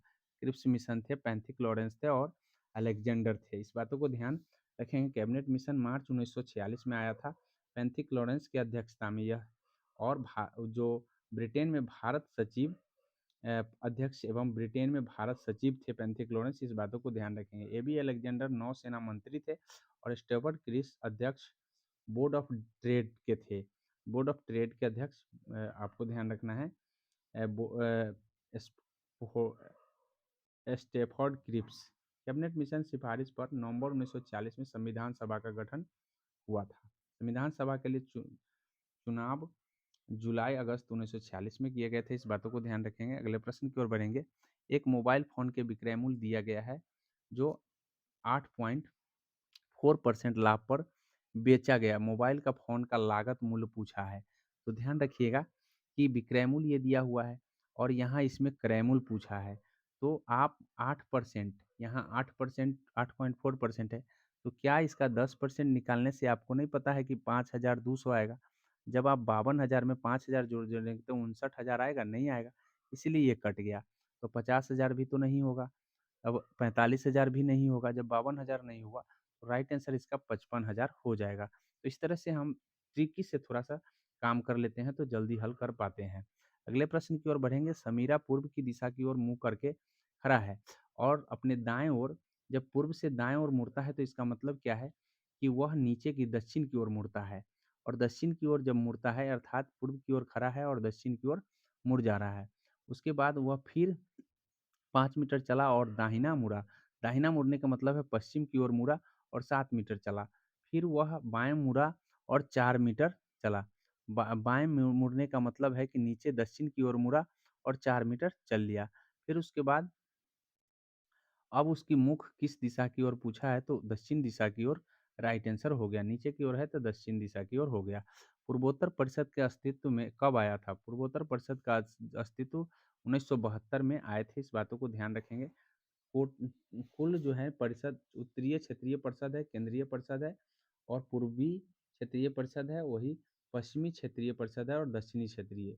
याद रखेंगे, एक पूरब का है, एक उत्तर का है, एक दक्षिण का है, एक केंद्रीय का है, बीच का है। तो 5 क्षेत्रीय परिषद है, इस बातों को ध्यान रखेंगे। उत्तर का हो गया नई दिल्ली में, पूरब का हो गया कोलकाता में, पश्चिम का हो जाएगा आपको ध्यान रखना है कि मुंबई में और दक्षिण का हो जाएगा चेन्नई में, और बीच वाला जो केंद्रीय परिषद है वो आपको ध्यान रखना है कि केंद्रीय परिषद का इलाहाबाद में है। इतनी बात आपको ध्यान रखना है। अगले प्रश्न की ओर बढ़ेंगे। एक रेडियो एक्टिव पदार्थ की अर्ध आयु 4 महीने, इस पदार्थ की 3/4 हिस्सा भाग क्षय होने में कितना समय लग जाएगा? ध्यान रखिएगा कि 3/4 हिस्सा भाग क्षय होने में 8 महीने लग जाएगा। इसका निकालने का जो तरीक है, 1 में से 3/4 घटा दीजिए, घटाने से आपको आ जाएगा 1/4। 1/4, तो इस ध्यान रखिएगा कि आपको 1/4 विघटन का पश्चात जो है 8 महीना हो जाएगा। विघटन के पश्चात जो है 8 महीने हो जाएँगे। 8 महीने कैसे हो गए? तो 3/4 में जब आप गुना करेंगे तो ये हो जाएगा कितने, 2/3/4 और एक बार हो जाएगा 1/2, और दोनों को ऐसे गुना करने से आ जाता है, ध्यान रखेंगे। अगले प्रश्न की ओर बढ़ेंगे। प्रोटेम स्पीकर की नियुक्ति कौन करता है? तो प्रोटेम स्पीकर की नियुक्ति राष्ट्रपति के द्वारा किए जाते हैं। सामान्यतः लोकसभा के सबसे वरिष्ठ सदस्य प्रोटेम स्पीकर बनते हैं। प्रोटेम स्पीकर लोकसभा के अध्यक्ष के चुनाव में सदन की मदद करते हैं एवं नवनिर्वाचित सदस्य को शपथ यही करवाते हैं। इस बातों को ध्यान रखेंगे। लोकसभा महासचिव लोकसभा का तीसरा महत्वपूर्ण अधिकारी होता है। यह एक प्रशासनिक पद है। यह संसद के स्थानीय अधिकारी होता है जिसे लोकसभा अध्यक्ष नियुक्त करते हैं। अगले प्रश्न की ओर बढ़ेंगे और नेक्स्ट प्रश्न है, आपका बोला है कि सृंजिया अपने घर से 9 किलोमीटर पश्चिम की ओर 9 किलोमीटर पश्चिम की ओर जा रहा है, ठीक है? गया, चली, फिर दाहिना मुड़ी, दक्षिण की ओर मुड़ी और दक्षिण की ओर मुड़ने के बाद 11 किलोमीटर चला। 11 किलोमीटर फिर वह पूर्व की ओर मुड़ा और 13 किलोमीटर चल गया। अंत में वह 4 किलोमीटर पश्चिम अर्थात 4 किलोमीटर यहाँ आ गया। अब बोला है कि भई अब जो है वह अपने प्रारंभिक स्थान से कितनी दूर है? तो ये दूरी 11 किलोमीटर यहाँ से यहाँ तक है, तो यहाँ भी 11 किलोमीटर होंगे। राइट आंसर 11 किलोमीटर हो जाएगा। अगले प्रश्न की ओर बढ़ेंगे और अगला प्रश्न नंबर है आपका एक्स, वाई 2 संख्याएँ जिनमें विपरीत संख्या बोला है कि एक्स और वाई इतना का अनुपात है, तो इतना का रेशियो क्या होगा? तो दोनों का रेशियो निकाल लीजिए यहाँ पे देख लीजिए क्या आएगा रेशियो चूँकि एक्स बटे वाई अगर हम निकालते हैं, तो 7 रेशियो हो जाएगा, 7 रेशियो हो जाएगा आपको 8, 7 रेशियो 8। तो इस तरह से आप 7 एक्स की जगह 7 और वाई की जगह 8 भर लीजिए और निकाल लीजिए। निकालने से आपका आंसर जो हो जाएगा, बोला है विपरीत चिन्ह है। बोला है एक्स और वाई एक-दूसरे के विपरीत चिन्ह में हैं, तो ये ध्यान रखेंगे कि यहाँ विपरीत चिन्ह में होने के बाद जहाँ जोड़ रहे हैं वहाँ घटाएँगे, जहाँ घटा रहे हैं वहाँ जोड़ेंगे। इस तरह से ध्यान रखेंगे कि ये जो है माइनस में लिखिए और ये प्लस में लिखिए, नहीं तो ये माइनस में लिखिए, प्लस में लिखिए। ऐसा करने से आपको एक्स, वाई के मान रखने के बाद जो है आपका वैल्यू जो हो जाएगा, ध्यान रखेंगे इसका वैल्यू राइट आंसर जो हो जाएगा वो 83 और 98 हो जाएँगे, इस तरह से ध्यान रखें। पंडित बिरजू महाराज का संबंध किस शास्त्रीय नृत्य से है? तो ध्यान रखेंगे, उनका नृत्य जो है वो कथक है। कथकली तो केरल का है, ये उत्तर प्रदेश के हैं। भरतनाट्यम तमिलनाडु के हैं, कुचिपुड़ी आंध्र प्रदेश का है, इतनी बात आपको ध्यान रखना है। अगले प्रश्न है केरल में प्रसिद्ध मार्शल आर्ट किस नाम से जाना जाता है? तो प्रसिद्ध मार्शल आर्ट कलारीपयट्टू के नाम से जाना जाता है। वही बात कर ले सिलबम का, तो सिलबम आपको ध्यान रखना है कि यह जो है तमिलनाडु का है और वही बात कर ले हम गटका का, तो गटका जो है पंजाब का मार्शल आर्ट है। वही परी खंडा का जो है आपको ध्यान रखना है, यह तलवार के उपयोग इसमें किया जाता है और इसे बिहार के राजपूतों द्वारा बनाई गई थी। तो इतनी बात आपको ध्यान रखना है। अगले प्रश्न की ओर बढ़ेंगे और अगला प्रश्न रीजनिंग के सीरीज़ से है। बोला है इसमें कौन-सा आएगा? तो ध्यान रखेंगे, इसका राइट आंसर जो हो जाएगा कौन-सा होगा यहाँ देखिए। तो इस यहाँ देखिए कि यहाँ राइट आंसर जो है ये वाला हो जाएगा। अब ये वाला क्यों हो जाएगा ये देखिए, तो हम किसी एक को लेते हैं, ये देखिए ये वाला ट्रायंगल यहाँ आ गया, यहाँ से यहाँ आ गया और यहाँ से अब यहाँ आएगा। तो यहाँ किसमें है? यहाँ इसमें नहीं है, इसमें नहीं है, इसमें और इसमें है, 2 में है। तो दोनों में आप देख लीजिए कि कौन से आएँगे। तो एक फिगर इसमें से चेंज होगा, जो कि इसमें चेंज किया गया है, इसीलिए राइट आंसर इसका डी हो जाएगा। अगले प्रश्न की ओर बढ़ेंगे और अगला प्रश्न 64 है। समान सूर्यताप की अवधि को मिलाने वाली रेखा को हम क्या कहते हैं? तो याद रखिए आइसोथर्म समान तापमान को मिलाने वाले हैं, लेकिन सूर्यताप को मिलाने वाले को हम आइसोहेल कहते हैं। इसका राइट आंसर जो हो जाएगा 64 का, वो डी हो जाएगा आइसोहेल। बात कर लेते हैं कुछ अन्य रेखाएँ की, तो आइसोनेफ कहेगा तो समान और सब मेघछन्नता को दिखाएगा। समान ताप रेखा आइसोथर्म जो है समान तापमान वाले स्थानों को मिलाएगा। आइसोबाथिथर्म समुद्र जल में तापमान रेखा की बात करता है। एगोनिक लाइन आपको शून्य चुंबकीय झुकाव की बात करता है और आइसोबाथ जो है समान गहराई की बात करता है। आइसोनेफ का समान हिम आइसोनीफ जो है समान हिम स्थानों को जोड़ने वाला रेखा है। वही बात कर लेते हैं प्लम्ब लाइन, पृथ्वी की सतह के केंद्र को मिलाने वाली रेखा को प्लम्ब लाइन कहा जाता है। तो इतनी बात आपको ध्यान रखना है। अगले प्रश्न की ओर बढ़ेंगे। बोला है 2 संख्याओं के गुणनफल इतना है और एक महत्तम समर्थक इतना है, तो कितने युग्म बनाए जा सकते हैं? तो आप 13 गुने जब 13x गुने 13y कीजिएगा, तो जैसे ही इसके बराबर गुना में कीजिएगा तो काटिएगा तो कितना बार में कट जाएगा 13, 13 पचे 65 और 13 दूना 26। फिर उसके बाद 13 से काटिएगा तो 13 चौका 40 आ रहा है। एक्स वाई इजकल टू 40 कितने ऐसे बनेंगे? तो एक तो बनेंगे 1 40 और एक बनेंगे 5 8। तो इस तरह से 2 युग्म बन रहे हैं। राइट आंसर इसका हो जाएगा राइट आंसर जो है ये हो जाएगा। अगले प्रश्न में बोला है कि कौन-सा अगला युग्म आएगा? तो देख लीजिए, ये वाला को देखिए, ये वाला कहाँ आ रहा है? तो ये नहीं, ये वाला देखिए, ये वाला को, ये वाला यहाँ आ गया, फिर यहाँ से फिर ये वाला आएगा, ये वाला चिन्ह यहाँ आ गया, फिर इस तरह से ये उठ के जाएगा तो ये इस तरह से करिएगा तो आप पाइएगा इसका राइट आंसर सी हो जाएगा। Right answer C. 67 नंबर प्रश्न की ओर बढ़ते हैं और 67 नंबर देखिए।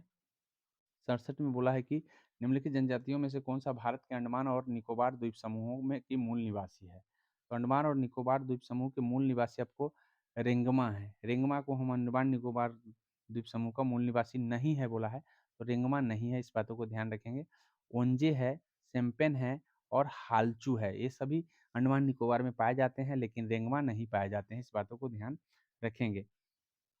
रेंगमा नागालैंड और असम की जनजाति हैं और भारत में कुछ अन्य जनजाति को ध्यान कर लीजिए। ओबोर डाफला मिसमी आपको अरुणाचल प्रदेश में है। वही आंध्र प्रदेश में बंजारा, लवांडा, सुगाली, कुबी, बगात, सवारा, चेंचू, बकला ये सब है। बिहार में संथाल, थारू, उरांव, खरवा, बिरहोर, कोरवा, कोरो, कोल है। वही छत्तीसगढ़ में आपको मुड़िया, बैगा और सहरिया, परजवा और गोवा में गवरा, सिद्दी, थोडिया, वर्ली है। इस बातों को ध्यान रखेंगे। अगले प्रश्न की ओर बढ़ेंगे और अगला प्रश्न नंबर 68 है।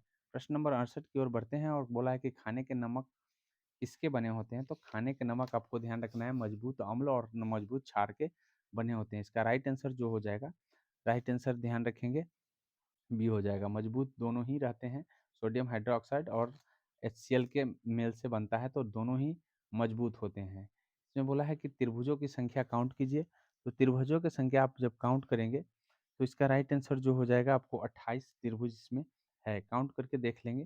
काउंट करने का तरीका ये है कि सबसे पहले अगर कोई भी वर्ग जो है, अगर ये ऐसे कटा हुआ है, ऐसे कटा हुआ है, तो आपको सबसे पहले क्या करना चाहिए कि 1 2 3 4 5 6 7 8 करके काउंट कर लीजिएगा। ऐसे करने से आपको 16 गो यहीं से प्राप्त हो जाएगा। फिर उसके बाद आपको ध्यान रखिए कि एक टर्म को जो है ऐसे काट देने से 4 गो बन जाता है। तो 4 इधर बन जाएँगे, 4 इधर बन जाएँगे। तो 4 4 8 तो 24 हो गए। कितने हो गए? 16 8 24 बन जाएँगे। जैसे ही 24 आप देख लिए, तो 24 के बाद आपको और भी त्रिभुज बनते हैं। तो और त्रिभुज कैसे बन गए?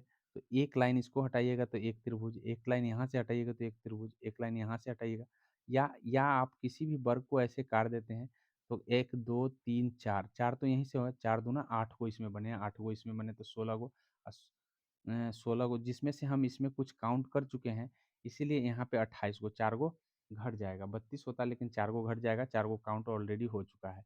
आगे देखिए, बोला है कि परीख ने अपना 11 रुपए के लाभ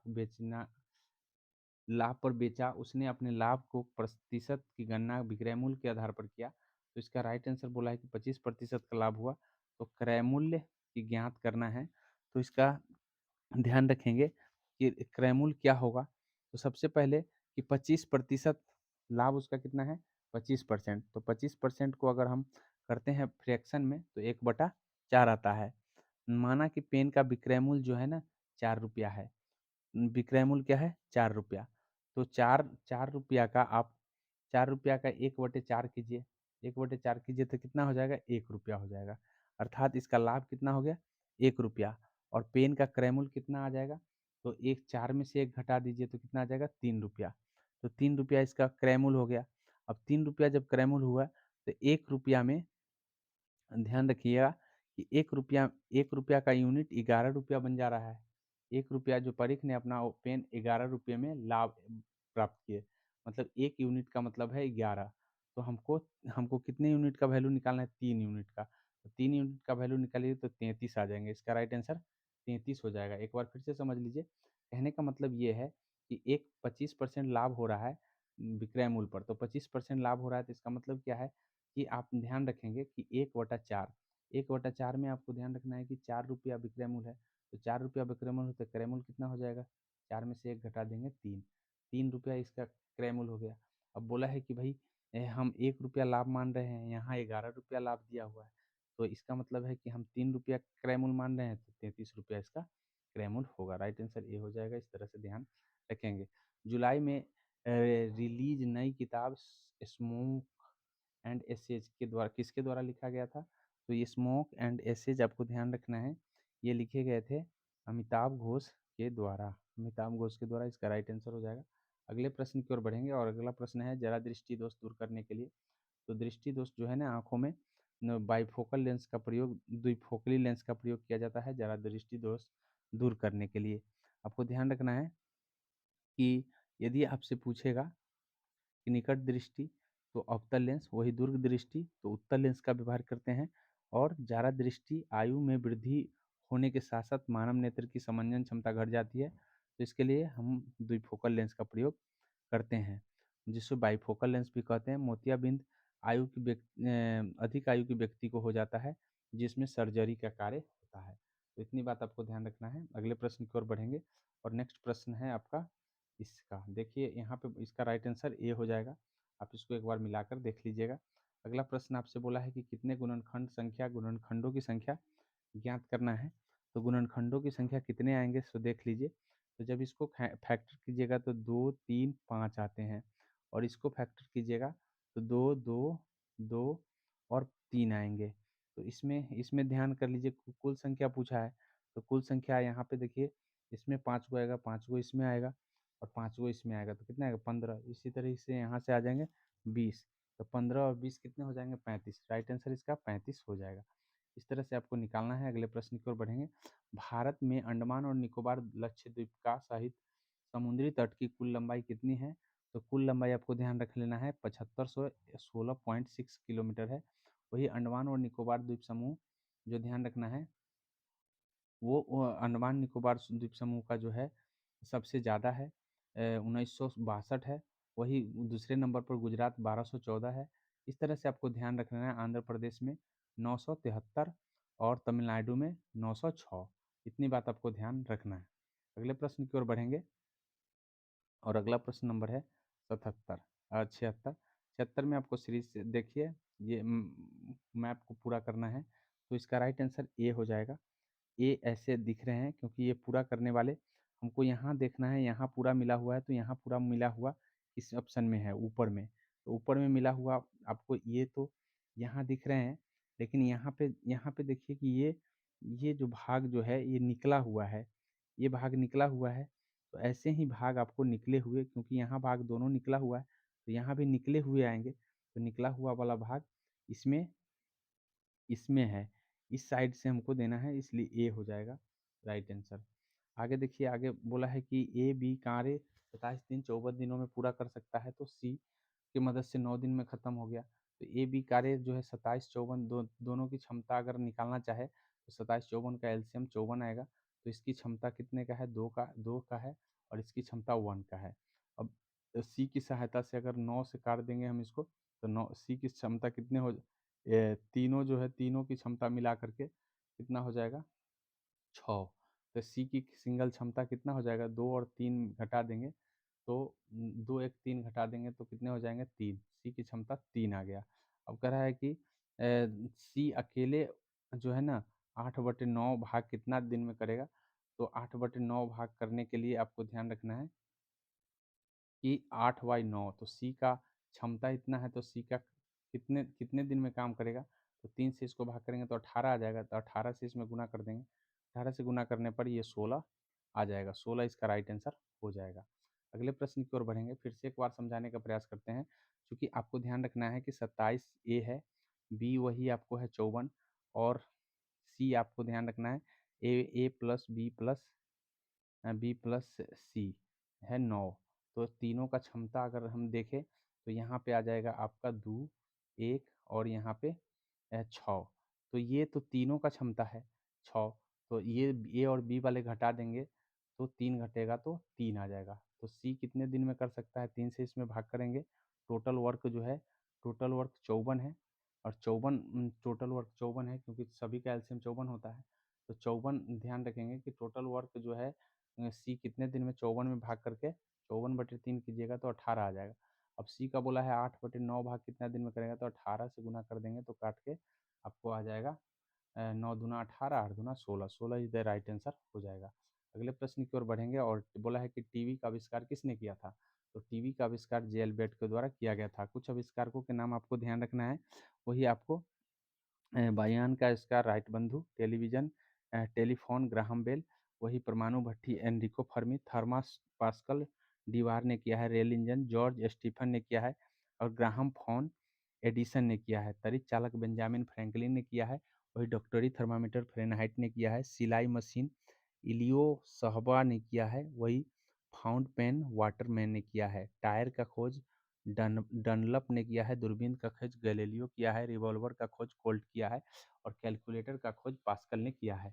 इतनी बात आपको ध्यान रखना है। अब यहाँ आप देखिए अगले प्रश्न की ओर बढ़ते हैं। अगला प्रश्न 79 है। 79 में देखिए कि क्या होगा। 79 में देखिए यहाँ पे बोला है कि भाई यहाँ पे ऐसे है तो यहाँ पे ऐसे दिया है तो यहाँ पर भी ऐसे होना चाहिए। अब ऐसे कितने ऑप्शन में दिए गए हैं, तो ऐसे ऑप्शन में आपको ध्यान रखना है। ऐसे ऑप्शन में अ, उम, एक यहाँ दिया गया है बस, और एक एक यहाँ दिया गया है। ये दोनों तो आपको ठीक है। अब यहाँ पे देखिए यहाँ पे वाले को देखना इसलिए है क्योंकि हमको अब जो है ये लाइन जब खींचेंगे तो इस पर पड़ना चाहिए। यानी ये लाइन इस कोने पर पड़ना चाहिए, तो कोना पर यहाँ पे पड़ा हुआ है इसलिए राइट आंसर इसका सी हो जाएगा। अगले प्रश्न की ओर बढ़ेंगे और अगला प्रश्न देखिए। अगला बोला एशिया का सबसे बड़ा पशु मेला बिहार के किस स्थान पर आयोजित किए जाते हैं? तो बिहार के सोनपुर में एशिया का सबसे प्राचीन मेला आयोजित किए जाते हैं। अगले प्रश्न है ग्राम सभा के सदस्य को कौन हो सकता है? तो ग्राम सभा के जो सदस्य हो सकते हैं, आपको ध्यान रखना है कि उपयुक्त में सभी हो सकते हैं। 18 वर्ष होना चाहिए, पंचायत के मतदाता सूची में नाम होना चाहिए और पंचायत के क्षेत्र में रहना चाहिए।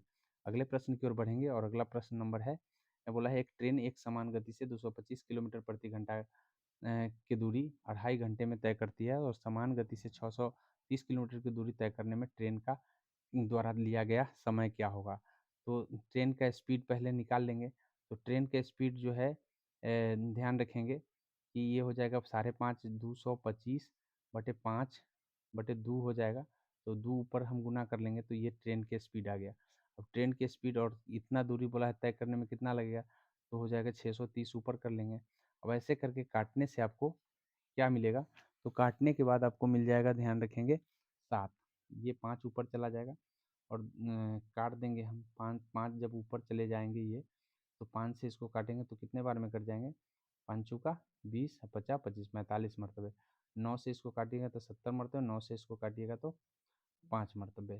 फिर इसको काट देंगे 5 से 14 मरतबे काट दीजिए और इस तरह से आपको 14 7 7 आ जाएगा। तो 7 इसका राइट आंसर बी हो जाएगा।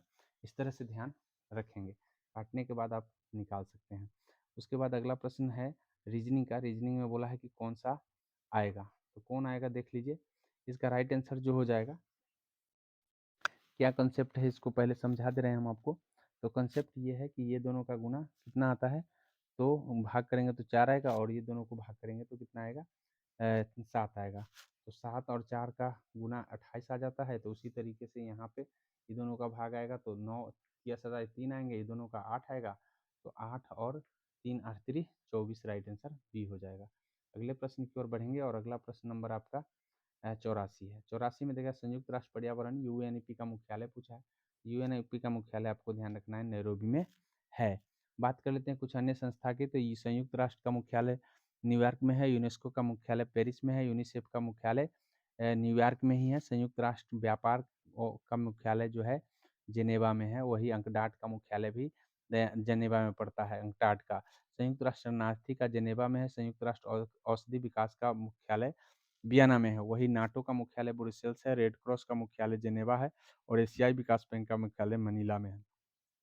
वही बात कर लेते हैं ओपेक का मुख्यालय आपको वियना में है। आसियान का मुख्यालय जकार्ता में है और डब्ल्यूएचओ का मुख्यालय जेनेवा में है और विश्व वन्य जीव जिसको हम वर्ल्ड वर्ल्ड डब्ल्यूडब्ल्यूएफ कहते हैं, उसका मुख्यालय आपको ग्लैंड स्विट्जरलैंड में पड़ता है। इतनी बात याद रखना है फ्रेंड्स। हमने पूरा का पूरा संस्था का जो है याद जो है ना कराए हैं आपको विथ इमेज बाई, तो आप वहाँ से जा कर के भी देख सकते हैं। निम्नलिखित में अक्षरों में सही दर्पण और प्रतिबिंब आपको पूछा है कौन सा है? तो इसको ध्यान दीजिए कि इसको निकालने के लिए आपको क्या देखना है। तो सबसे पहले आप यहाँ देखिए कि ये जो है आपका यहाँ ए है और ए का अपोजिट जो है आपको कौन-सा आने वाला है। तो ए के अपोजिट आपको ध्यान रखिएगा कि ये जो है, ये आ सकता है, ये आ सकता है, ये आ सकता है, इसलिए ये कट गया। अब यहाँ पे देखिए ए के बाद आपको ये क्यू पी है, क्यू है तो क्यू का अपोजिट आपको पी की तरह दिखेगा। तो पी की तरह ये दोनों दिख नहीं रहा है, ये दोनों कट गया, आपका राइट आंसर ये हो जाएगा। इस तरह से आपको जल्दी में ढूंढ लेना है। अब यहाँ देखिए निम्नलिखित में से कौन सा संबंध सही नहीं है पूछा है। संबंध कौन सा सही नहीं है ये पूछा है, तो ये वाला जो है ना संबंध सही नहीं है। बाद बाकी आपको देखें एन एन पी बराबर है जी एन पी प्लस विशुद्ध परोक्ष कर और माइनस मूल्य ह्रास होता है। वही एन डी पी बराबर होता है जी डी पी माइनस मूल्य ह्रास प्लस विशुद्ध प्रतिक्षेप, और एन एन पी भी बराबर होता है G N P F C minus मूल्य ह्रास प्लस विशुद्ध परोक्ष कर। तो इतनी ये बात सभी सही है, बाद बाकी ये गलत है, इसलिए राइट आंसर ए हो जाएगा। अगले प्रश्न की ओर बढ़ेंगे और नेक्स्ट प्रश्न है, एक खुदरा विक्रेता अपने ग्राहकों को वस्तु के लिए निम्नलिखित में से छूट का प्रदान करता है। तो छूट प्रदान करता है तो बोला है कि ग्राहक के लिए कौन लाभदायक सिद्ध होगा।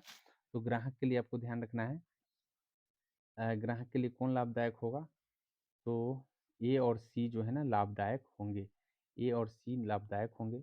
ए 15% की दो समान क्रमिक छूट, तो 15% दो समान क्रमिक छूट में हो जाएगा 15 + 15 - 15 × 15/2। तो यहाँ पे तो हो जाएगा आपको लगभग 28 के करीब करीब में हो जाएगा।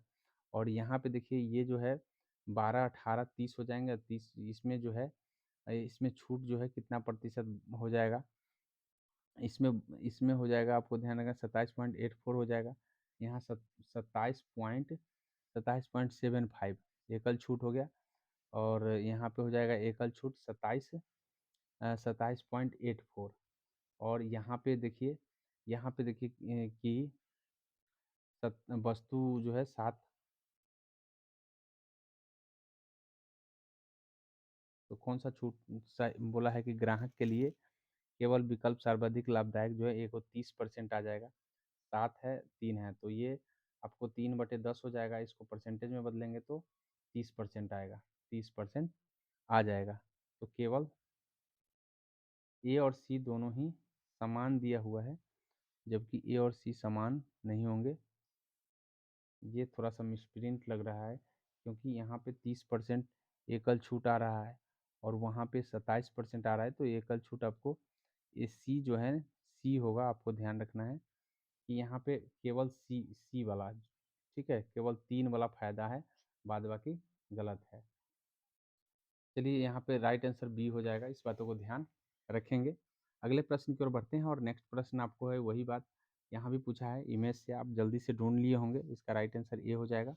इस तरह से अगले प्रश्न की ओर बढ़ेंगे और अगला प्रश्न देखिए, बोला है कि युद्ध प्रारंभ मनुष्य को मस्तिष्क में होता है, यह युक्ति किस ग्रंथ से लिया गया है। तो यह युक्ति आपको ध्यान रखना है कि अथर्ववेद से लिया गया है। और ध्यान रखेंगे मुंडक उपनिषद से भारत राष्ट्रीय आदर्श वाक्य सत्यमेव जयते लिए गए हैं, और आत्मा परमात्मा मोक्ष और पुनर्जन्म की अवधारणा भी लिए गए हैं। अगले प्रश्न की ओर बढ़ेंगे और अगला प्रश्न है, मुखबरात किस देश की गुप्तचर एजेंसी है। तो मौ से मुखबरात, मौ से मिस्र हो जाएगा, इस बातों को ध्यान रखेंगे। बात कर लेते हैं हम इराक की, तो अल मुखबरात है, वही सावाक की ईरान है, और मोसाद जो है इजराइल का है। नाइचो जापान का है, सेंट्रलीज यूएसए का है, वही federal bureau of investigation USA का है। भारत की बात कर लेते हैं, भारत का तो रॉ है, भारत का आईबी है, सेंट्रल ब्यूरो ऑफ इन्वेस्टिगेशन भी भारतीय का है। इस तरह से आपको ध्यान रखना है। इसमें बोला है कि कौन सा आएगा, तो इसका राइट आंसर जो है ध्यान रखिएगा, इसका राइट आंसर ए हो जाएगा। एक बार मिला के देख लीजिएगा। अगले प्रश्न की ओर बढ़ेंगे और अगला प्रश्न नंबर है 92। प्रोटीन बनाने में अंतिम क्रिया को हम क्या कहते हैं। तो प्रोटीन बनाने की अंतिम क्रिया को ट्रांसलेशन कहा जाता है, इस बातों को ध्यान रखेंगे। अगले प्रश्न है कि यदि किसी शंकु के आधार का व्यास 42 सेंटीमीटर है, तो इसका वक्र पृष्ठ क्या हो जाएगा। तो इसका वक्र पृष्ठ ध्यान रखेंगे, सबसे पहले हम इसका क्षेत्रफल दिया हुआ है तो एल निकाल लेंगे, एल निकाल लेंगे तो आर, फिर आर निकालेंगे, तब उसके बाद इसका आयतन निकालेंगे। तो इसका राइट आंसर जो हो जाएगा, राइट आंसर सी हो जाएगा, इस बातों को ध्यान रखेंगे। अगले प्रश्न की ओर बढ़ेंगे और अगला प्रश्न बोला है कि क्या कंसेप्ट है इसमें।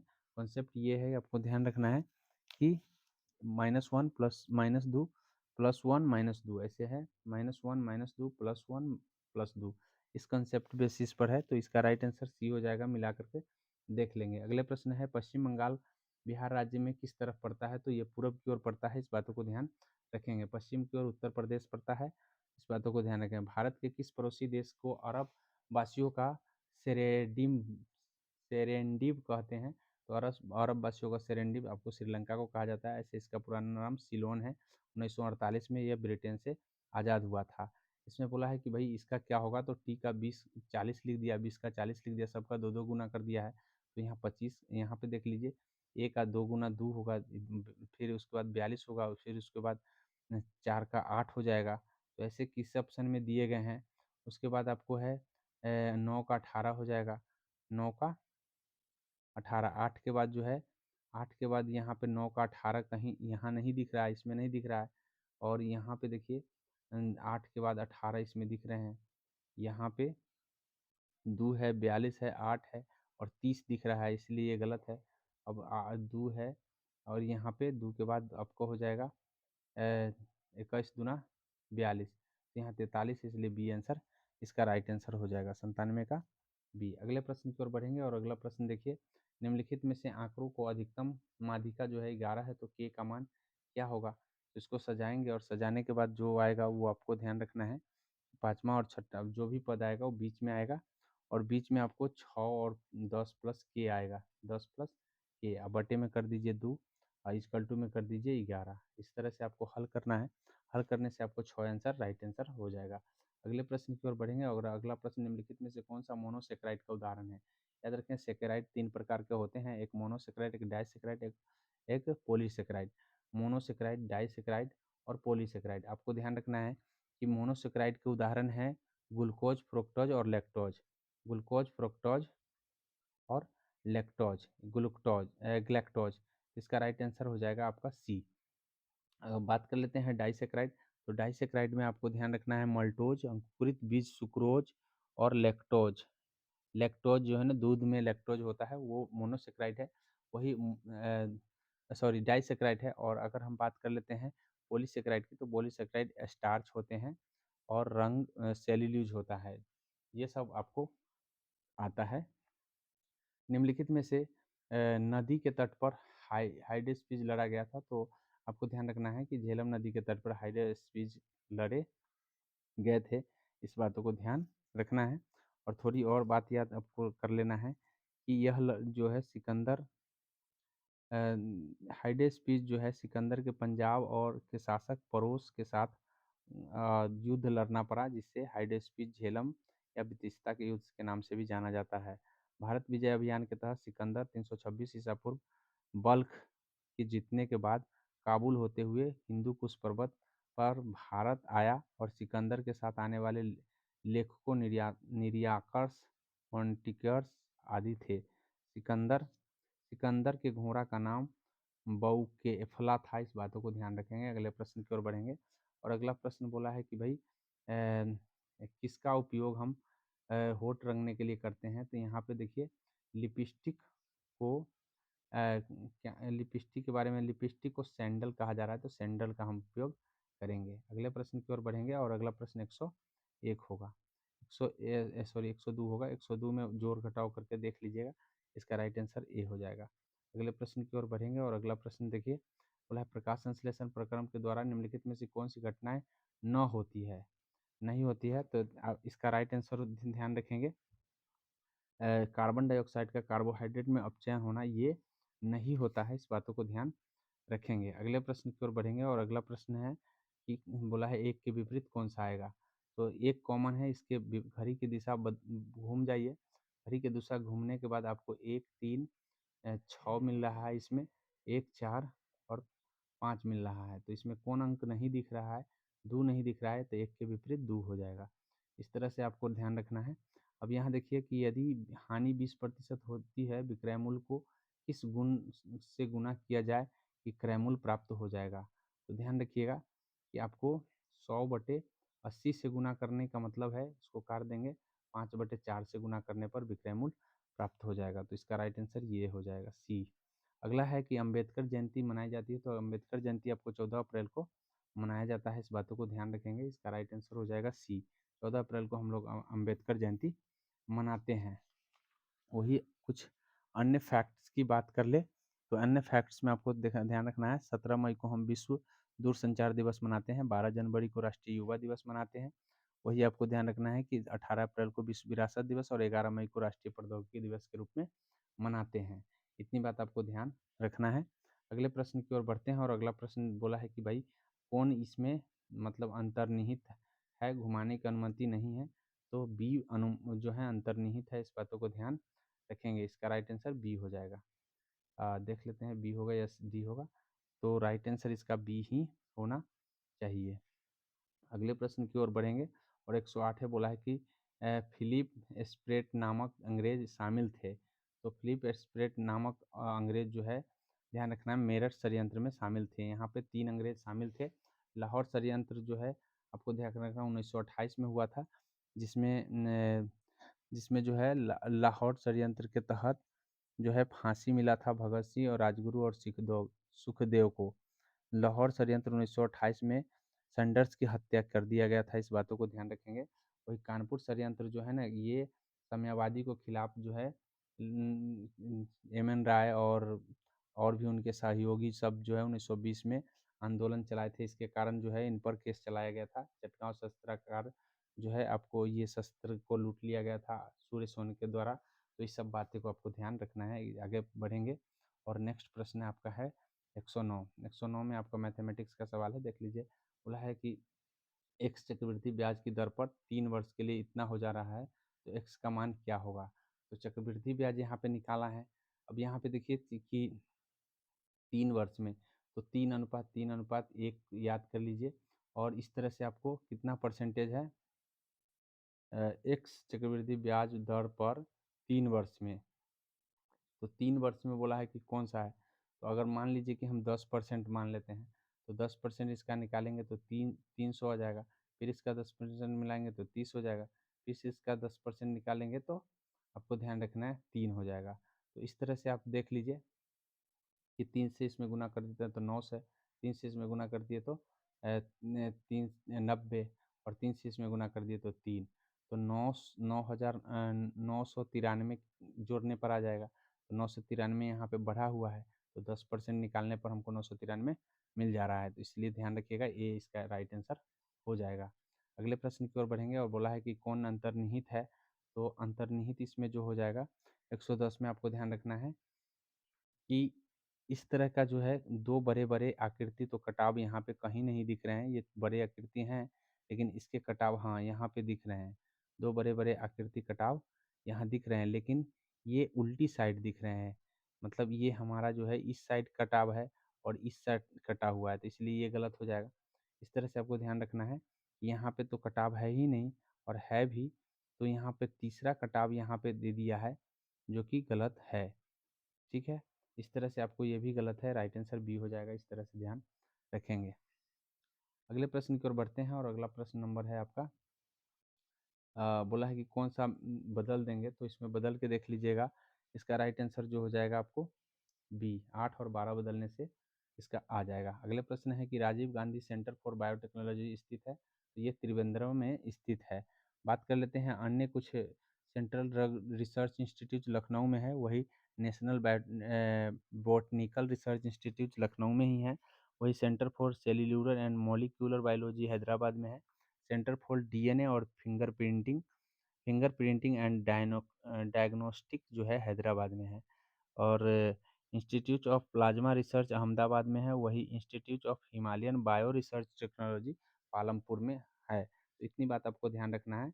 वही बायोफॉर्मेटिक्स डिस्ट्रीब्यूटेड जो है इंफॉर्मेशन सेंटर आपका पुणे में है। अगले प्रश्न की ओर बढ़ेंगे और अगला प्रश्न देखिए। अगला प्रश्न बोला है एबीसी का रेशियो क्या है। तो ध्यान रखेंगे कि हम इस ऐसे ऐसे बराबर में अगर दिए रहेंगे तो 1/3, 1/6 और 1/9, तभी का एलसीएम निकालेंगे तो 18 आ जाएगा। 18 से जब इसमें 18 इसमें गुना करेंगे, 18 इसमें गुना करेंगे, 18 इसमें गुना करेंगे, गुना करने से आपको 6:3:2 आ जाएंगे। 6:3:2 आपको बी आंसर हो जाएगा। इस तरह से आपको ध्यान रखना है। अगले प्रश्न की ओर बढ़ेंगे। बोला है कि कौन समीकरण को संतुष्ट करेगा। तो आपको ध्यान रखना है कि समीकरण को संतुष्ट करने के लिए आप बी अगर लगाते हैं तो समीकरण को संतुष्ट कर देगा। कारकोट वंश का संबंध निम्नलिखित में से किस इतिहासकार से था। तो ध्यान रखेंगे कि ये कारकोट वंश जो है जम्मू कश्मीर के इतिहास से है। इसके हर्षवर्धन के जीवन काल में दुर्लभ वर्धन कारकोट वंश की स्थापना किया था। कारकोट राजवंश प्रसिद्ध राजाओं में ललितादित्य, मुक्तादित्य और विनादित्य जयापीड नाम के मुख्य है। प्रसिद्ध चीनी यात्री ह्वेन-त्सांग हर्षवर्धन के दरबार में आए थे। कारकोट राजवंश के बाद कश्मीर में उत्पल वंश की स्थापना हुआ था। इस बातों को ध्यान रखेंगे। अगला प्रश्न है, अगला प्रश्न रीजनिंग से है। बोला है कि भिन्न अक्षर समूह को चयन करना है, तो लास्ट इसका ध्यान रखेंगे। इसमें भिन्न ये है, क्योंकि इसमें जो है ना बढ़ोतरी घटोतरी एक जैसे नहीं हुआ है, सभी में -3 हुआ है, जबकि उसमें -3 और -2 हो गए हैं, इसलिए ये गलत है। आगे देखिए कि इसमें बोला है कि औसत क्या होगा, तो औसत क्या होगा, तो जब हम सभी में 3 से भाग करेंगे, सबको जोड़ करके, तो एक-एक पावर घट जाएगा, एक-एक पावर घटा हुआ किसमें है, तो एक-एक पावर आपको ध्यान रखेंगे, ये डी हो जाएगा। इस तरह से आपको ध्यान रखना है। 100 देखिए 100 आपका हो जाएगा 118। 118 में बोला है कि क्या आएगा, लुप्त संख्या क्या आएँगे, तो कंसेप्ट क्या है लुप्त संख्या के लिए आपको ध्यान रखना है, तो 5 का स्क्वायर और 3 का स्क्वायर माइनस 4 का स्क्वायर कर दिया है। 5 का स्क्वायर और 3 का स्क्वायर जोड़ दिया, माइनस 4 कर दिया। इस तरह से आपको 5 का स्क्वायर और 6 का स्क्वायर जोड़ेंगे और 3 का स्क्वायर घटाएँगे, तो 25 और 36 जोड़िए, तो 25-36 को जोड़ते हैं तो 61 आता है, और इसमें से आपको 9 घटा देना है। 9 जैसे ही घटा देंगे आपको 52 हो जाएगा। तो इस तरह से आपका राइट आंसर बी हो जाएगा। इस तरह से आपको अब अगला प्रश्न है कि भूमि सुधार के अंतर्गत किसे शामिल किया जाता था? तो भूमि सुधार के अंतर्गत आपको इनमें से सभी को शामिल किया जाता था। अगले प्रश्न की ओर बढ़ेंगे, और नेक्स्ट प्रश्न नंबर है, स्वर्णिम चतुर्भुज परियोजना का संबंध किसके विकास से है? तो स्वर्णिम चतुर्भुज परियोजना का संबंध राजमार्गों के विकास से है। इस बातों को ध्यान रखेंगे। अगले प्रश्न की ओर बढ़ेंगे। असंगत शब्द को चयन करना है। अनादर, दुर्व्यवहार और अवमानना, सम्मान। सम्मान एक प्रतिष्ठा की बात है, बाद बाकी अप्रतिष्ठा की बात है। इस तरह से राइट आंसर सी हो जाएगा। किस सिंड्रोम में पीड़ित व्यक्तियों को गुणसूत्रों की 47 हो जाती है? याद रखिएगा कि टर्नर सिंड्रोम में 21वां गुणसूत्र जो है ना, 21 गुणसूत्र में एक बढ़ जाता है। एक बढ़ जाने के कारण 47 हो जाती है। वही सॉरी, टर्नर सिंड्रोम में ऐसा नहीं होता है, डाउन सिंड्रोम में ऐसा होता है। डाउन सिंड्रोम में एक बढ़ जाने के कारण 47 हो जाता है। वही टर्नर सिंड्रोम में आपको ध्यान रखना है कि एक एक्स जो है ना, महिलाओं में एक ही एक्स होता है, जहाँ की एक्स होना चाहिए, एक्स एक्स होना चाहिए, युगल होना चाहिए, जिसमें से एगो एक्स खत्म हो जाता है, जिसमें 45 हो जाता है। अतः यहाँ पर भी एक घट जाते हैं। वही क्लाइनफेल्टर सिंड्रोम में आपको ध्यान रखना है कि एक बढ़ जाता है, जिसमें आपको गुणसूत्र एक्स एक्स वाई हो जाता है, एक्स डबल एक्स वाई हो जाता है, मतलब 3 वो हो जाता है। तो इस तरह से आपको ध्यान रखिएगा। मैं बोला 47 गुणसूत्रों की संख्या 47, किस सिंड्रोम में गुणसूत्रों की संख्या 47 हो जाती है, ये पूछा गया है। तो ध्यान रखेंगे कि इसमें जो है सी इसका हो जाएगा, डाउन सिंड्रोम में 47 हो जाती है। 21वां गुणसूत्र जो है इसमें बढ़ जाता है। लेकिन आपको ध्यान रखना है कि एक टर्नर सिंड्रोम में एक घट जाता है, और क्लाइनफेल्टर सिंड्रोम में भी एक्स एक्स की जगह एक्स एस वाई हो जाता है। इस बात एक्स एक्स वाई हो जाता है। इस तरह से आपको ध्यान रखना है। अगले प्रश्न की ओर बढ़ेंगे, और यहाँ बोला है कि भाई इसका पी का मान भरने से क्या आएगा, तो पी के मान भरने से आपको 1727 आएंगे। निम्नलिखित में से किसने इंडियन ओपिनियन नामक समाचार पत्र का आरंभ किया था? तो आपको ध्यान रखना है कि ये इसमें महात्मा गांधी ने आरंभ किए थे। अगला प्रश्न है आपका कि विषम शब्द को चयन करना है। लुमिनोसिटी और केल्विन, एम्पियर, कैंडेला। ये बोला है कि इसमें कौन अलग है, तो आपको ध्यान रखना है कि ये लुमिनोसिटी अलग है, बाद बाकी सभी के सभी मात्रक है किसी न किसी के। आगे बोला है कि निम्नलिखित में से कौन सा आर्थिक विकास के लिए प्रत्यक्ष रूप से महत्वपूर्ण नहीं है, तो प्रत्यक्ष रूप से आपको ध्यान रखना है महत्वपूर्ण है, लेकिन प्रत्यक्ष रूप से महत्वपूर्ण मुद्रा की मात्रा जो है ना, प्रत्यक्ष रूप से महत्वपूर्ण नहीं है। अगले प्रश्न की ओर बढ़ेंगे। निम्नलिखित में से कौन सा देश आसियान का सदस्य नहीं है? तो आसियान का सदस्य आपको ध्यान रखना है कि बांग्लादेश आसियान का सदस्य नहीं है। बांग्लादेश जो है आसियान के सदस्य में से नहीं है। आसियान के 10 सदस्य Brunei, Cambodia, Indonesia, Laos, Malaysia, Myanmar, Philippines, Singapore और थाईलैंड और वियतनाम है।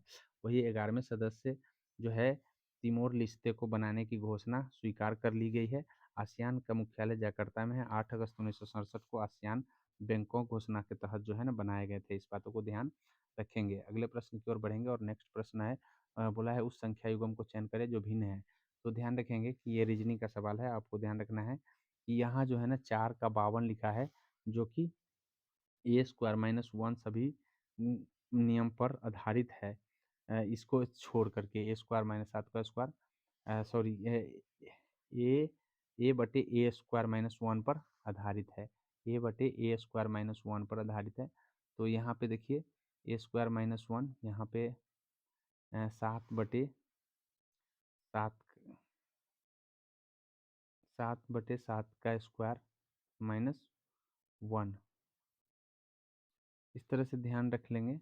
5/5 का स्क्वायर माइनस वन, ये minus one in into A square, into A minus one into A square पर आधारित है। इस बातों को ध्यान रखेंगे, ऐसे है।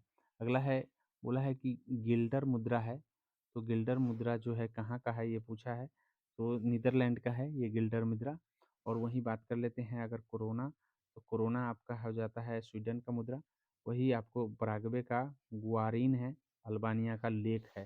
इस बातों को ध्यान रखेंगे। अगले प्रश्न की ओर हम बढ़ जाएंगे और नेक्स्ट प्रश्न है, संख्या को भिन्न को चुनना है। तो भिन्न के लिए आपको ध्यान रखना है कि ये जो है ना 1049 जो है भिन्न है। क्यों भिन्न है? क्योंकि 12 का स्क्वायर माइनस वन, 12 का स्क्वायर माइनस वन आपको हो जाएगा 4095 हो जाएगा।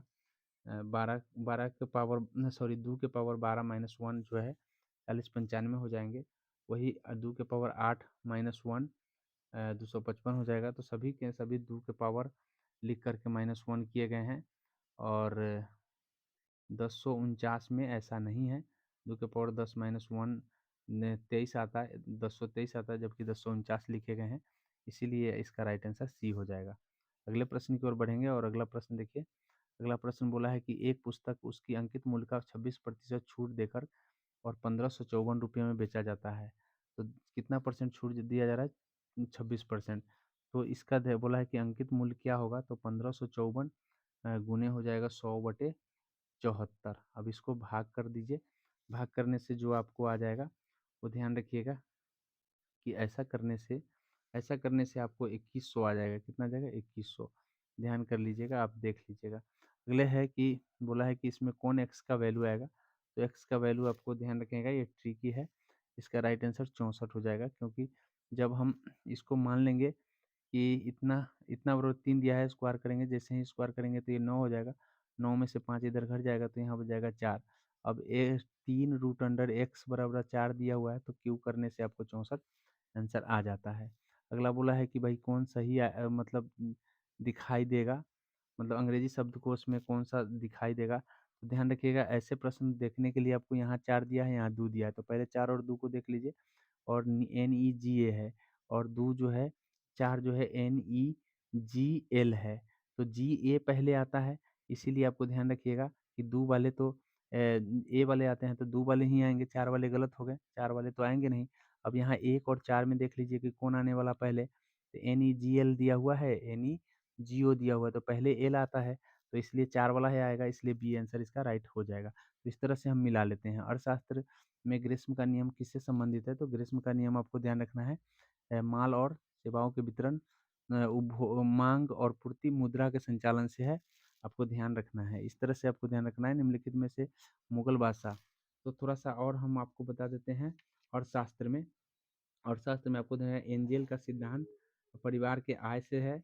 और यह स्थापन वस्तु का बारे में बताएं, तो स्थापन वस्तु ये वस्तुएं हैं जो आपको ध्यान रखना है। स्थापन वस्तु वे वस्तु हैं जो एक की जगह दूसरा स्थान ले लेता है।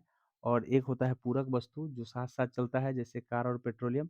और चाय की जगह कॉफ़ी उपयोग कर लेना, कॉफ़ी की जगह चाय उपयोग कर लेना, ये सब स्थापन वस्तु में आते हैं। यहाँ पर भी वही वही तरीके अपनाए जाएंगे। पहले सबसे पहले बोला बुरहान उल मुल्क के नाम से, तो बुरहान उल मुल्क के नाम से आपको ध्यान रखना है कि इसका राइट आंसर हो जाएगा शहादत खां, बुरहान उल मुल्क के नाम से जाने जाते हैं। यहाँ पे देखिए बोला है कि सही क्रम को ढूंढना है, तो सबसे पहले आपको क्या देखना है कि 3 और 4 में कौन आएगा पहले। यहाँ ADDI है, यहाँ पे ADO है, तो आपको ध्यान रखना है AD के बाद D आया है, इसका मतलब क्या है कि 3 पहले आएगा। और 3 पहले आएगा तो इसका मतलब 4 वाले ऑप्शन गलत हो गए। अब 3 और 1 को देखना है कि 3 और 1 में से कौन आएंगे। तो 3 और 1 में से देखिए, 3 और 1 में ADE है और ADD है। ADD है, इसका मतलब क्या है कि ADE आ गया और ADD आ गया। तो डी के बाद डी आया, तो इसका मतलब क्या है कि यहाँ डी वाले ही ऑप्शन जो है आपको कौन-कौन कटे हैं, 4 वाले कट गए हैं, तो आपको 1 और 2 को देखना था। सॉरी 1 और 2 को देखना है, तो देखिए ADE आया है, ADO आया, तो पहले ई वाला आएगा इसलिए 1 वाला आएगा, राइट आंसर हो जाएगा सी। इस तरह से आपको ध्यान रखना है। अगले प्रश्न की ओर बढ़ें, निम्नलिखित में से कौन-सा वर्ण कोहरे के न्यूनतम प्रकीर्णित करता है? तो न्यूनतम प्रकीर्णित लाल रंग सबसे कम प्रकीर्णन होता है, वही बैंगनी रंग का सबसे ज़्यादा प्रकीर्णन, नीला रंग का सबसे ज़्यादा प्रकीर्णन बैंगनी रंग का होता है। तो इस तरह से आपको ध्यान रखना है। प्रकीर्णन के कारण सूर्य का लाल दिखाई देना, प्रकीर्णन के कारण जो है आकाश नीला दिखाई देना, पानी ब्लू दिखाई देना, ये सब प्रकीर्णन के कारण ही होता है। इस बातों को ध्यान रखेंगे। उस विकल्प को चयन कीजिए जो दिए गए शब्दों में तार्किक और अर्थपूर्ण कर्ण को दिखाता है। तो यहाँ पे देखिए कि कौन-सा पहले आएगा।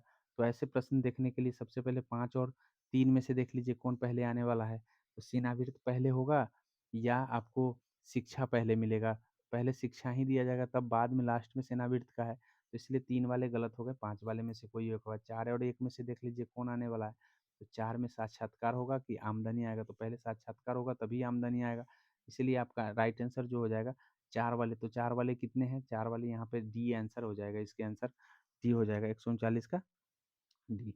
अगले प्रश्न की ओर बढ़ेंगे और अगला प्रश्न देखिए, भारत में आक्रमण करने वाला पहला मुसलमान था। भारत में आक्रमण करने वाला पहला मुसलमान आपको मोहम्मद बिन कासिम है, इस बातों को ध्यान रखेंगे। मोहम्मद बिन कासिम 712 में आक्रमण किए थे। इससे पहले अगर भारत में आक्रमण करने वाला विदेशी पूछता तो सिकंदर हो जाता, क्योंकि 326 बीसी में ही आक्रमण किए थे। आपको महमूद गजनी 1000 ईस्वी में किया है, 17 बार आक्रमण किए हैं। वही तैमूर लंग 1398 में आक्रमण किया है। वही समुद्रगुप्त के शासनकाल में हुनों का आक्रमण 547 ईस्वी में हुआ था। मोहम्मद गोरी की भारत आक्रमण 1175 में पहली मुल्तान के विरुद्ध हुआ था और दूसरा पाटन गुजरात में भीम द्वितीय के विरुद्ध हुआ था। तो इस बातों को ध्यान रखिएगा। अगले प्रश्न है, अगला प्रश्न नंबर होगा आपका 141। 141 में देखिए, 141 में बोला है कि भाई आपको बताना है कि कौन क्रम सही होगा। तो वही तरीका अपनाएंगे हम। 4 और पहले हमको 4 और 2 को देखना है। 4 और 2 में से कौन आने वाले हैं पहले। तो देखिए 4 COO, यहाँ पे है MOR, तो आर नहीं आएंगे, पहले ओ आएंगे, इसीलिए आपको 2 वाले कट गए हैं। अब आपको 4 वाले ही आएंगे। 4 वाले में यहाँ देखिए, यहाँ पे 3 दिया है और यहाँ पे 1 दिया है। अब 1 और 3 में से यहाँ पर भी 1 है, तो 1 और 3 में से कौन पहले आने वाला है। तो एक यहाँ COO के है और LU दिया हुआ है। सी के बाद ओ आया तो ओ पहले आता है। तो इस तरह से आपको ध्यान रखना है, 3 वाला नहीं आएगा, तो 3 वाला गलत हो गया। अब आपके पास 4 1 और 3 और 6 को देखना है। 3 6 को देखिए, यहाँ DIS है और यहाँ पे LU है। तो डी पहले आता है ना कि एल आता है, इसीलिए आपको ध्यान रखना है 6 वाला हो जाएगा। तो इसका राइट आंसर ए हो जाएगा। इस तरह से आपको ध्यान रखना है। अगले प्रश्न की ओर बढ़ेंगे और बोला है कि सत्य नहीं है, ये पूछा है कौन सा कथन सत्य नहीं है। तो 142 में आप देख लीजिए, 142 में 1 मिनट 1 मिनट 1 मिनट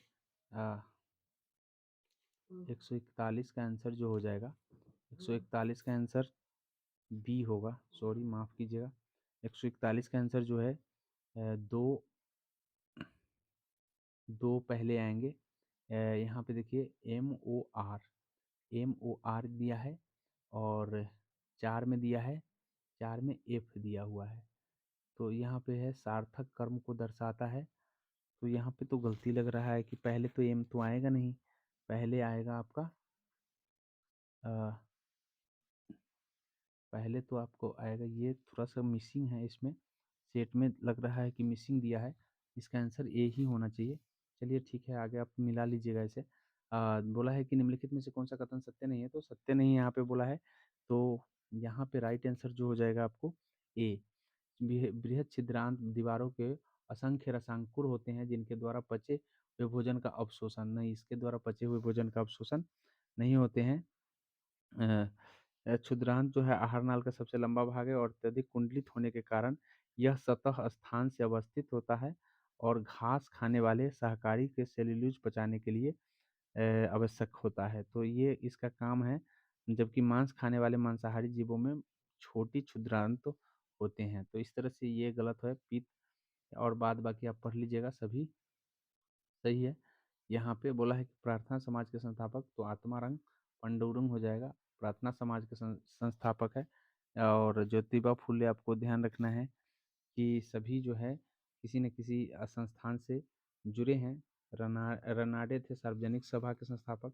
वही केशव चंद्र सेन के प्रेरणा से प्रार्थना समाज की स्थापना हुआ था और कार्वे के सहयोग से रनाडे विधवा आश्रम के संघ की स्थापना किया था। 1884 में रनाडे ने डेक्कन एजुकेशन सोसाइटी की स्थापना किया था। 1873 में सत्यशोधक समाज की स्थापना ज्योतिबा फुले महाराष्ट्र में किए थे। ईश्वरचंद विद्यासागर ने विधवा पुनर्विवाह के लिए संघर्ष किए थे और सफलता भी प्राप्त किए थे।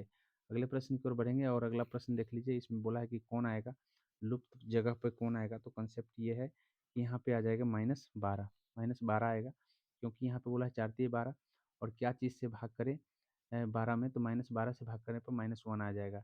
इस तरह से आपको ध्यान रखना है। अगला है निम्नलिखित में से कौन सा प्रजाति खतरे में नहीं है। तो कौन से प्रजाति खतरे में नहीं है ये पूछा है। तो इसका राइट आंसर आपको ध्यान रखना है कि ये जो है भारतीय तोता जो है ना खतरे में नहीं है, बाद बाकी सभी के सभी खतरे इंडेंजर्ड श्रेणी में आते हैं। निम्नलिखित अनिषेक फलन के लिए निम्नलिखित हार्मोन में जिम्मेवार है। तो जिम्मेवार आपको ध्यान रखना है कि साइटोकाइनिन और ए और सी है।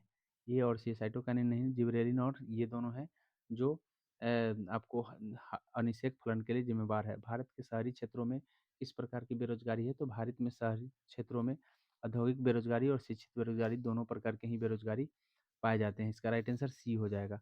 मौसमी बेरोजगारी ज़्यादातर खेती में पाए जाते हैं और अदृश्य बेरोजगारी भी पाए जाते हैं। हाइकुन क्या है। तो हाइकुन जापान का एक जो है पनडुब्बी है, एक प्रकार का पनडुब्बी है। इस बातों को ध्यान रखेंगे। अगला प्रश्न बोला है कि 2023 में राष्ट्रपति द्रौपदी मुर्मू ने कीर्ति चक्र के शौर्य समेत कुल कितने वीरता पुरस्कार प्रदान किए हैं। तो इसका राइट आंसर आपको ध्यान रखना है कि कुल वीरता प्राप्त प्रदान करने में 37 वीरता प्रदान किए हैं 9 मई 2023 को राष्ट्रपति भवन से। और आगे बोला है सफ़ेद प्याज का भौगोलिक जीआई टैग जो है किस राज्य से संबंधित है। तो ये महाराष्ट्र राज्य से संबंधित है। तो आशा करते हैं कि ये सेट प्रैक्टिस आप पूरे के पूरे देखे होंगे और यदि आपने पूरे देखा है तो इसको लाइक और सब्सक्राइब जरूर करें और इस चैनल को आगे बढ़ाने का प्रयास करें। हम इसी तरह के सभी सेट्स को आपको कराने का प्रयास करेंगे। आशा करते हैं कि ये आपके लिए लाभदायक होगा और आप इसको पूरा का पूरा सेट को करेंगे। तो चलते हैं, हम अगले सेट मिलते हैं अगले दिन अगले सेट प्रैक्टिस 3 के साथ। तो goodbye and take care.